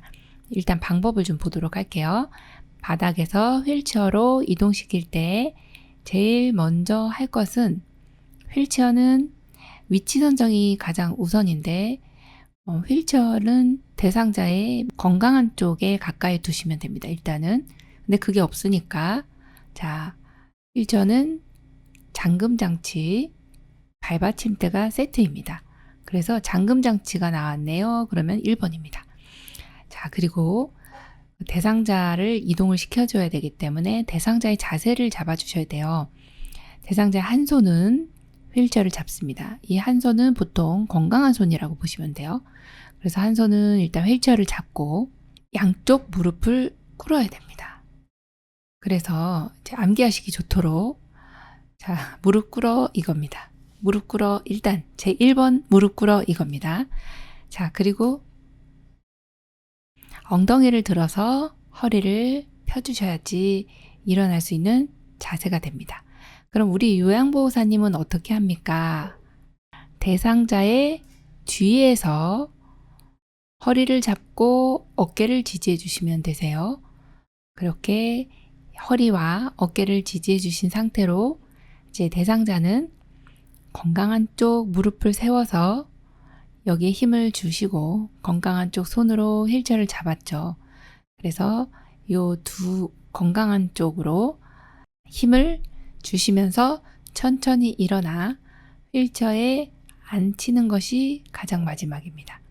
지금 바닥에서 휠체어로 갈 거죠. 그렇기 때문에 가장 마지막은 휠체어에 앉히는 게 마지막이 됩니다. 그래서 여기에서는 순서가 가라, 나, 다 이렇게 골라주시면 되겠습니다. 61번 대상자의 보행을 도울 때 선 자세에서 균형을 잡는 방법으로 옳은 것은 1번 전후 좌우로 빠르게 이동한다. 2번 360도로 몸을 회전하도록 한다. 3번 고정된 손잡이를 잡고 약 3분간 서 있도록 한다. 4번 빠른 속도로 제자리 걸음을 한다. 5번 대상자의 건강한 쪽 몸을 받쳐준다. 정답은요? 네, 3번 고정된 손잡이를 잡고 약 3분간 서 있도록 해주시는 것이 선자세에서 균형 잡는 방법입니다.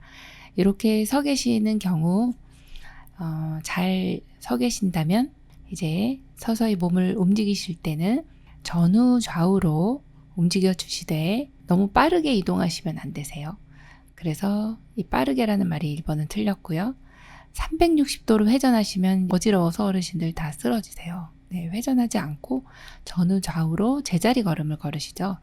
그래서 4번도 보시면 빠른 속도가 아니에요. 천천히 제자리 걸음을 한다 이렇게 보시면 되고 그럼 우리 요양보호사님은 항상 불편한 쪽에서 받쳐주시면 되겠죠. 네, 그래서 여기는 정답이 3번이 되겠습니다. 62번 보행기를 사용하여 이동하는 대상자를 돕는 방법은 1번 보행기에 최대한 몸을 의지하게 한다. 2번 보행기를 한 번에 멀리 이동하게 한다. 3번 보행하기 쉽게 슬리퍼를 착용하게 한다. 4번 약한 발과 함께 보행기를 이동한다.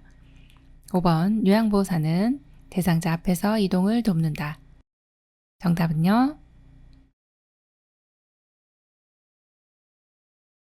4번 약한 발과 함께 보행기를 이동한다입니다. 네, 보행기를 사용하실 때는 대상자가 보통 발이 양쪽에 힘이 없으신 경우가 대부분이세요. 하지에 힘이 없는 경우, 그럴 때는 1번 보행기, 2번은 양쪽 다리 힘 없는 경우는 아무 발이나 상관없습니다. 그리고 나머지 발이 나가시는 게 보통 순서인데 지금 같은 경우는 그 답이 없기 때문에 약한 발과 함께 보행기를 이동한다가 답인데요. 이런 경우는 한쪽 다리가 불편한 경우는 보행기와 불편한 다리가 같이 나가줍니다. 그렇게 하고 그 다음에 건강한 발이 나가주시면 되세요. 그래서 여기에서는 이제 약한 발과 함께 보행기를 이동한다. 이 내용이 맞는 내용이고, 보행기에 최대한 몸을 의지하기보다는 다리와 보행기에 같이 힘을 균등하게 주시는 게 좋겠고요. 한 번에 멀리 이동하게 하시는 것보다는 한 걸음 정도 걸으시는 게 맞고요. 또 슬리퍼를 착용하시면 넘어질 수 있어요. 미끄럼 방지 신발 신어주시고, 요양보사님은 대상자의 불편한 쪽 뒤쪽에서 도와주시면 되겠습니다. 63번 편마비 대상자가 지팡이를 이용하여 계단을 내려갈 때 순서로 옳은 것은 1번 지팡이 건강한 다리 마비된 다리, 2번 지팡이 마비된 다리 건강한 다리, 3번 마비된 다리 지팡이 건강한 다리, 4번 마비된 다리 건강한 다리 지팡이, 5번 건강한 다리 지팡이 마비된 다리. 정답은요 2번 지팡이 마비된 다리 건강한 다리입니다. 계단을 내려갈 때와 평지가 같습니다. 지팡이는 보장구라서 대상자를 걷는 데 도움을 주는 것이죠. 그래서 지팡이가 나오면 지팡이가 먼저다, 그 내용을 생각해 주시면 됩니다. 그럼 딱 2개가 남거든요. 그래서 내려갈 때는 지마건이죠. 지팡이 마비된 다리 건강한 다리 이렇게 골라주시면 되겠습니다. 64번 대상자의 위생적이며 안락한 침상 생활을 위한 침구류의 선택 방법으로 옳은 것은 1번 매트리스는 푹신한 것이 좋다. 2번 양모, 오리털 등의 이불은 햇볕에 말린다. 3번 시트는 재봉선이 있는 두꺼운 소재가 좋다. 4번 감염 대상자는 모포와 베개를 매일 세탁한다. 5번 시트는 흡습성이 좋은 옅은 색의 면이 좋다. 정답 골라보겠습니다. 네, 5번 시트는 흡습성이 좋은 옅은 색의 면이 좋다입니다. 시트는 대상자가 매트리스 위에 눕기 전에 매트리스를 감싸는 천이라고 보시면 돼요. 면으로 된 것이 이제 습기도 잘 흡수하고 또 땀도 잘 흡수하겠죠. 그래서 너무 진한 색보다는 또 옅은 색이 좋고요. 그래서 보통 병원에서는 시트가 흰색 혹은 분홍이나 파스텔 톤의 하늘색 이런 것들을 많이 사용하게 됩니다. 자, 그러면 1번의 매트리스 너무 푹신한 것은 오히려 허리에 좋지 않고요. 자, 그 다음 양모나 오리털 햇볕에 말리는 게 아니고 그늘에다가 말려주셔야 합니다. 시트는 이렇게 재봉선이 있거나 두꺼운 소재는 오히려 욕창 발생 위험 요인이 됩니다. 그래서 재봉선이 없는 것, 또 너무 두껍지 않은 것으로 해주시는 게 맞고요. 또 감염 대상자는 모포와 베개를 매일 세탁하는 것이 아니라 여기에다가 모포와 베개에 커버를 씌워서 커버만 매일 세탁해 주시면 됩니다. 그래서 정답이 5번입니다. 65번 다음 중 올바른 세탁 방법은 1번 수선이 필요한 경우 세탁 후 수선한다. 2번 세탁물에 실금, 하열이 있으면 세탁 후 보고한다. 3번 면직물 속옷은 삶기 전에 먼저 세탁한다. 4번 얼룩이 묻은 옷은 전체 세탁을 한 후 얼룩을 제거한다. 5번 혈흔이 묻은 옷은 뜨거운 물에 세탁한다. 정답은요 3번 면직물 속옷은 삶기 전에 먼저 세탁한다가 맞습니다. 여기에서도 1번 보시면 수선이 필요한 경우는 수선을 하고 나서 세탁을 해야 합니다. 줄거나 이 옷에 문제가 있는 경우에 수선을 하고 나서 이제 세탁을 해주시는 게 맞고요.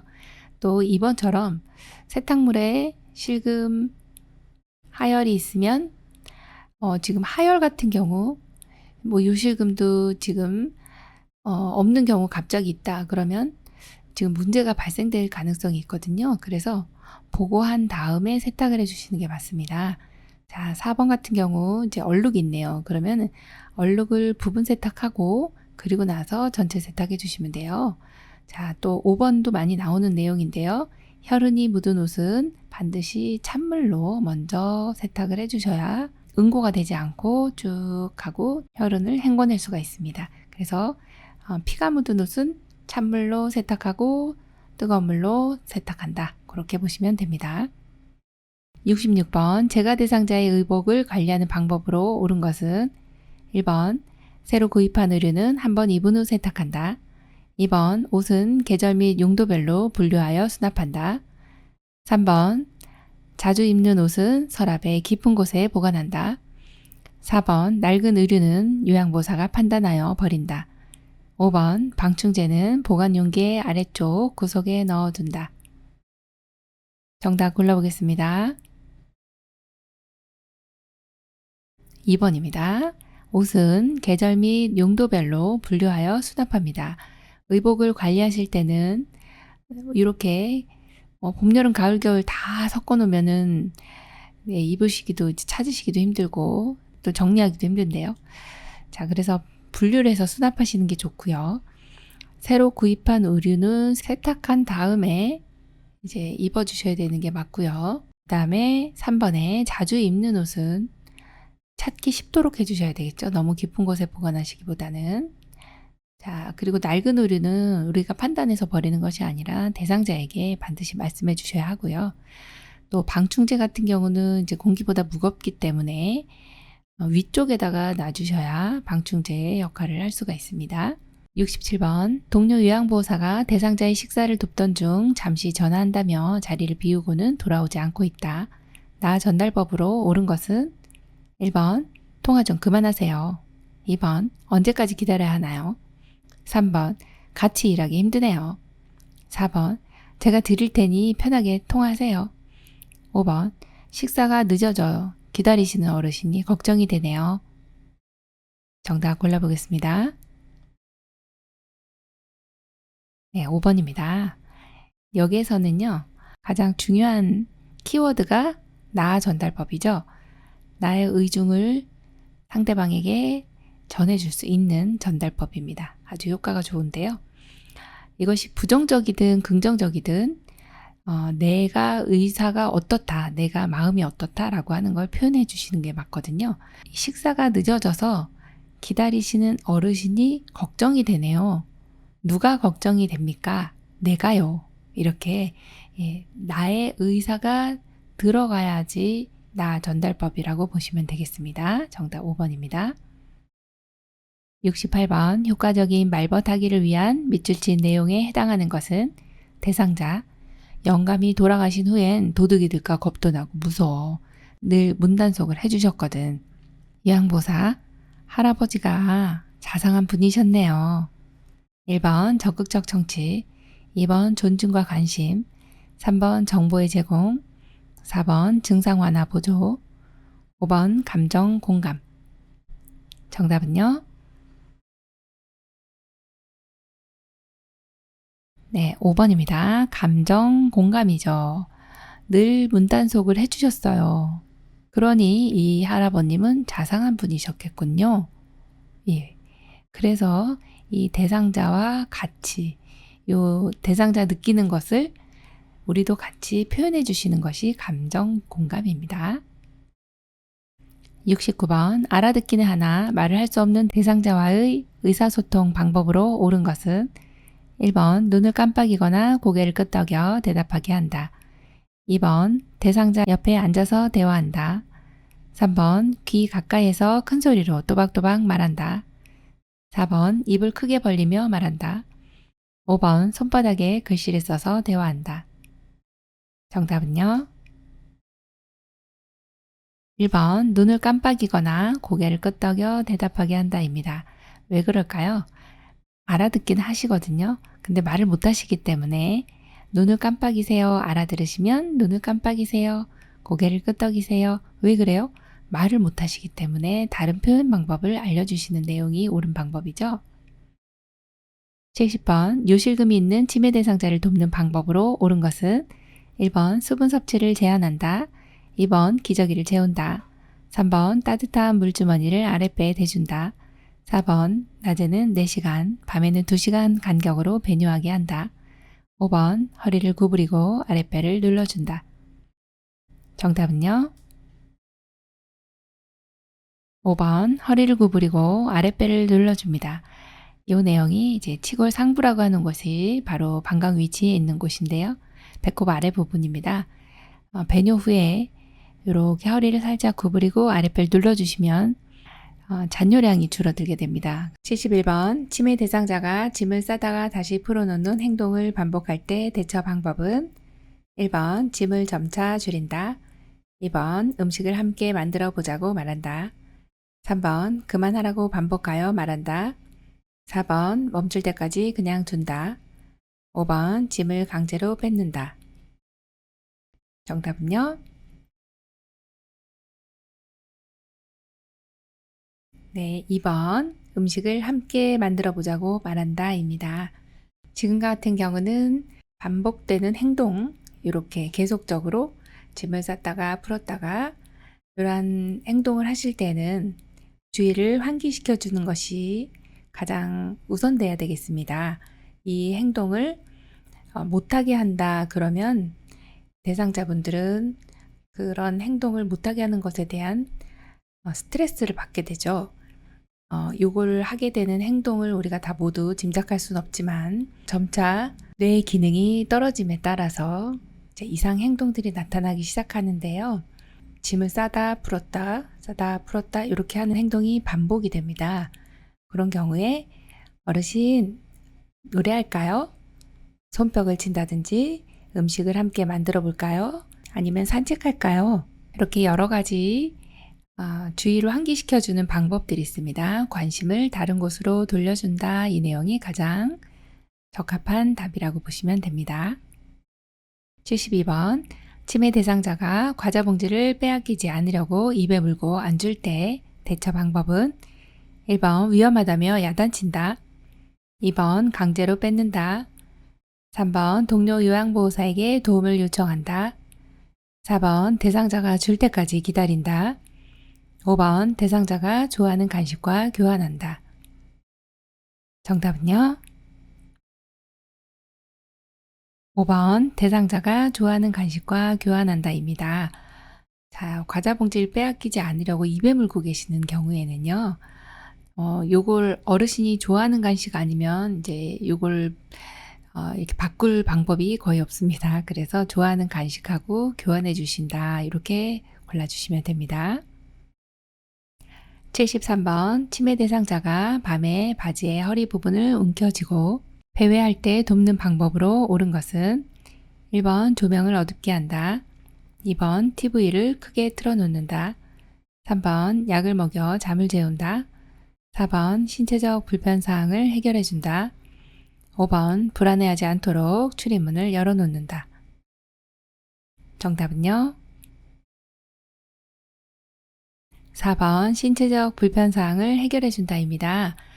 밤에 바지의 허리 부분을 움켜쥐고 배회합니다. 막 돌아다니시는데 바지의 허리 부분을 움켜쥐고 돌아다니시는 이유는 뭔가 화장실을 가고 싶으시다든지 불편한 점이 있으신 경우가 많습니다. 그래서 매슬로우의 욕구 단계에 보면 1단계부터 5단계까지 있는데 이 중에서 이제 1단계가 가장 기본적인 욕구인데요. 생리적인 욕구입니다. 그래서 뭔가 배설을 한다든지 또는 드신다든지 하는 이런 게 이제 1차적인 욕구인데요. 신체적인 불편사항이 있는지 확인하시고 해결을 해주시면 되겠습니다. 74번 치매 대상자가 흥분하여 갑자기 난폭한 행동을 할 때 대처 방법은 1번 즉시 방에 가두고 혼자 있게 한다. 2번 큰 소리로 야단친다. 3번 멈추도록 힘으로 제지한다. 4번 행동이 진정된 후 이유를 물어본다. 5번 안정된 태도로 이해한다는 표현을 한다. 정답은요? 5번 안정된 태도로 이해한다는 표현을 한다 입니다. 흥분하여 갑자기 난폭한 행동을 한다 해서 가두거나 이렇게 큰 소리로 야단치거나 억제하거나 하지 않습니다. 또 중요한 거는 이렇게 안정된 태도로 우리가 이해한다는 표현을 하면 이렇게 시간이 지나면 안정이 되세요. 그리고 나서 그 이후에 왜 그랬는지 너무 궁금해서 이렇게 이유를 물어보시면 또 그때 상황이 재현될 수 있습니다. 그래서 절대로 이유를 물어봐서는 안 된다. 그 내용을 기억해 주시면 되겠습니다. 75번 치매 대상자가 해질녘이 되면 혼란해지고 불안정한 증상을 보일 때 대처 방법은 1번 대상자가 혼자 있게 한다. 2번 낮잠을 충분히 자게 한다. 3번 조명을 어둡게 하여 안정감을 준다. 4번 평소에 즐겨보던 텔레비전 프로그램을 보여준다. 5번 가족들과 통화할 수 있도록 전화를 걸어준다. 정답은요?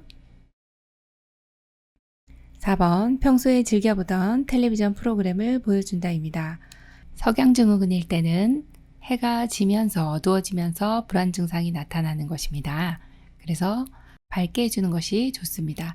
텔레비전을 키워주시면 또 이제 밝아지기도 하고 평소에 즐겨보던 프로그램이기 때문에 익숙하세요. 그래서 텔레비전을 켜주는 거, 불 켜주는 거 너무 좋고요. 또 하나는 몸을 따뜻하게 해주시면 조금 안정이 됩니다. 대신에 1번처럼 혼자 있게 해주시면 어르신이 어떤 사고 상황이 생길 수가 있어서 혼자 있게 하시면 안 되고 낮에 충분히 자게 하면 밤에 잠을 안 오시기 때문에 불안 증상이 가중될 수 있어요. 조명은 밝게 해주셔야 되고요. 또 5번 같은 방법이 아주 좋지 않다라고 보지는 않지만 여기에서는 이제 석양 증후군일 때 어둠 때문에 어두워지면서 불안 증상이 나타나기 때문에 그 원인을 해결해 주는 것이 훨씬 더 어르신께 적합한 요양보호라고 보시면 되겠어요. 그래서 5번보다는 훨씬 4번이 정답에 가깝다 이렇게 보시면 되겠습니다. 76번 운동 프로그램에 참여하고 있는 치매 대상자가 동료 노인에게 부적절한 성적 행동을 할 때 대처 방법은 1번 핀잔을 주며 꾸짖는다. 2번 식사를 주지 않는다. 3번 조용히 자리를 옮겨준다. 4번 큰 소리로 화를 낸다. 5번 좋아하는 물건을 준다. 정답은요? 3번 조용히 자리를 옮겨준다입니다. 운동 프로그램에 참여하고 있는 대상자가 다른 어르신에게 부적절한 성적 행동을 하고 있네요.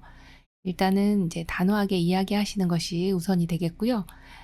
그런 내용이 이제 여기에서는 프로그램에 참여하고 있기 때문에 이 어르신과 이 함께 계신 어르신의 자리를 떼어놓는 것이 효과가 좋습니다. 그래서 접촉하지 않도록 해주시는 내용이네요. 3번이 정답입니다. 77번 시설에서 체험 프로그램으로 송편 만들기를 하던 중 치매 대상자가 잘 따라하지 못할 때 요양보호사의 대처 방법은 1번 과정을 한꺼번에 자세히 설명한다. 2번 그냥 두고 진행을 한다. 3번 반복하며 천천히 시범을 보인다. 4번 프로그램에서 제외시킨다. 5번 요양보호사가 전적으로 만들어준다. 정답은요? 3번 반복하며 천천히 시범을 보인다입니다. 자, 체험 프로그램 하는데 송편 만들기 잘 따라하지 못하는 경우 많습니다. 반복하여 주시고요. 천천히 시범을 보이시면서 따라하실 수 있도록 도와주시면 되겠습니다. 78번 말기암 대상자가 자신의 근심과 슬픔을 감추고 울면서 혼자 있고 싶어 할 때 요양보호사의 올바른 태도는 1번 함께 외출을 한다. 2번 옆에서 계속 말을 시킨다. 3번 대상자가 살 수 있다는 희망을 준다. 4번 마지막 정리를 하도록 돕는다. 5번 손을 잡아주며 옆에 있어준다. 정답은요? 네, 5번입니다. 손을 잡아주며 옆에 있어준다입니다. 말기암 대상자, 이제 우울한 상황이시네요. 이럴 때 혼자 있고 싶어 한다고 해서 혼자 내버려 두시면 더 우울해집니다.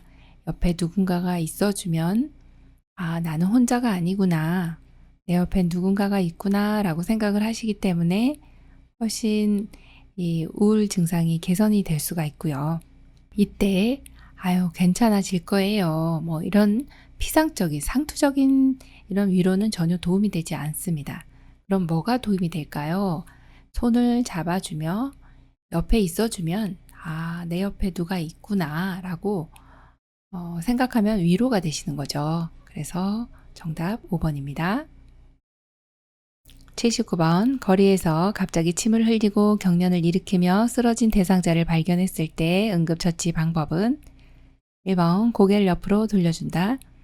2번 팔을 주물러 경련을 풀어준다. 3번 수건을 입에 물려준다. 4번 머리 아래 딱딱한 것을 대어준다. 5번 즉시 심폐소생술을 한다. 정답 골라보겠습니다. 1번 고개를 옆으로 돌려준다입니다. 여기서 중요한 것은 경련을 하는 대상자인데 그냥 경련이 아니고요. 침을 흘리면서 경련을 하고 있을 경우에 기도로 침이 넘어가면 질식을 하실 수가 있어요. 그래서 이런 경우에는 고개를 옆으로 돌려주는 것이 가장 중요하겠고요. 대신에 만약에 침을 흘리지 않는다. 그런 경우는 그냥 놔두시고 대신 뭔가 위험한 물건이 떨어진다든지 머리가 다칠 수 있기 때문에 머리 아래 부드러운 것을 대어주시고 위험한 물건을 치워주시면 되겠습니다. 2번 보시면 팔을 주무르신다. 이 내용은요. 경련이 있는 경우에는 그냥 경련을 하고 계신 상태로 관찰을 해주셔야 되거든요. 이렇게 주무른다든지 억제한다든지 이렇게 해주시면 오히려 2차 손상이 일어날 수가 있어서 근골격계에 이 손상이 일어날 수가 있어요. 그래서 그냥 놔둔다가 정답이고요. 수건을 입에 물려주시는 것은 상당히 위험합니다. 왜냐하면 경련을 하고 있는 상태라서 기도가 이 수건을 입에다 넣으면 혀가 기도를 막을 수가 있어서 절대 해서는 안 되는 내용이 바로 이 3번에 해당하는 내용입니다. 그래서 수건을 입에 물려주는 거는 절대로 해서는 안 되는 행동이세요. 자, 그리고 머리에는 부드러운 거 대주셔야 하고 또 즉시 심폐소생술을 하는 경우는 심폐소생술은 쓰러져 있는데 의식이 없고 호흡이 없는 심장이 지금 뛰지 않는 상황일 때이기 때문에 경련할 때는 심폐소생술은 안 하셔도 됩니다. 심폐소생술은 심정지 대상자에게만 해당이 되는 내용입니다. 80번 제가 서비스 방문 시 방에 쓰러져 있는 대상자를 발견했을 때 가장 먼저 해야 할 일은 1번 의식 확인, 2번 인공호흡, 3번 기도 유지, 4번 가슴 압박, 5번 119에 신고. 정답은요? 1번 의식 확인입니다. 방에 대상자가 쓰러져 있어요. 그런데 주무시는 건지 아니면 정말 어디 부딪혀서 넘어져서 쓰러지신 건지 심정지인지 알 수 있는 방법은 어르신 하면서 어깨뼈를 가볍게 두드리면서 언어로 어르신 괜찮으세요? 라고 이렇게 의식을 확인해야 됩니다. 호흡이 있는지 이런 내용도 확인을 해주시고 의식 확인이 제일 먼저 119에 신고 도움 요청 그리고 가슴 압박을 하고 기도 유지 이후에 인공호흡을 해주시는 것이 순서입니다. 요양보호사 자격시험 대비하여 CBT 예상 모의고사 모두 공부를 마쳤는데요. 80문제 푸시느라고 너무너무 수고 많으셨고요. 열심히 공부하신 만큼 시험에 많이 도움되시고 또 시험에 모두 합격하시기 바랍니다. 감사합니다. 열린 요양보호사 교육원 장혜영 강사였습니다.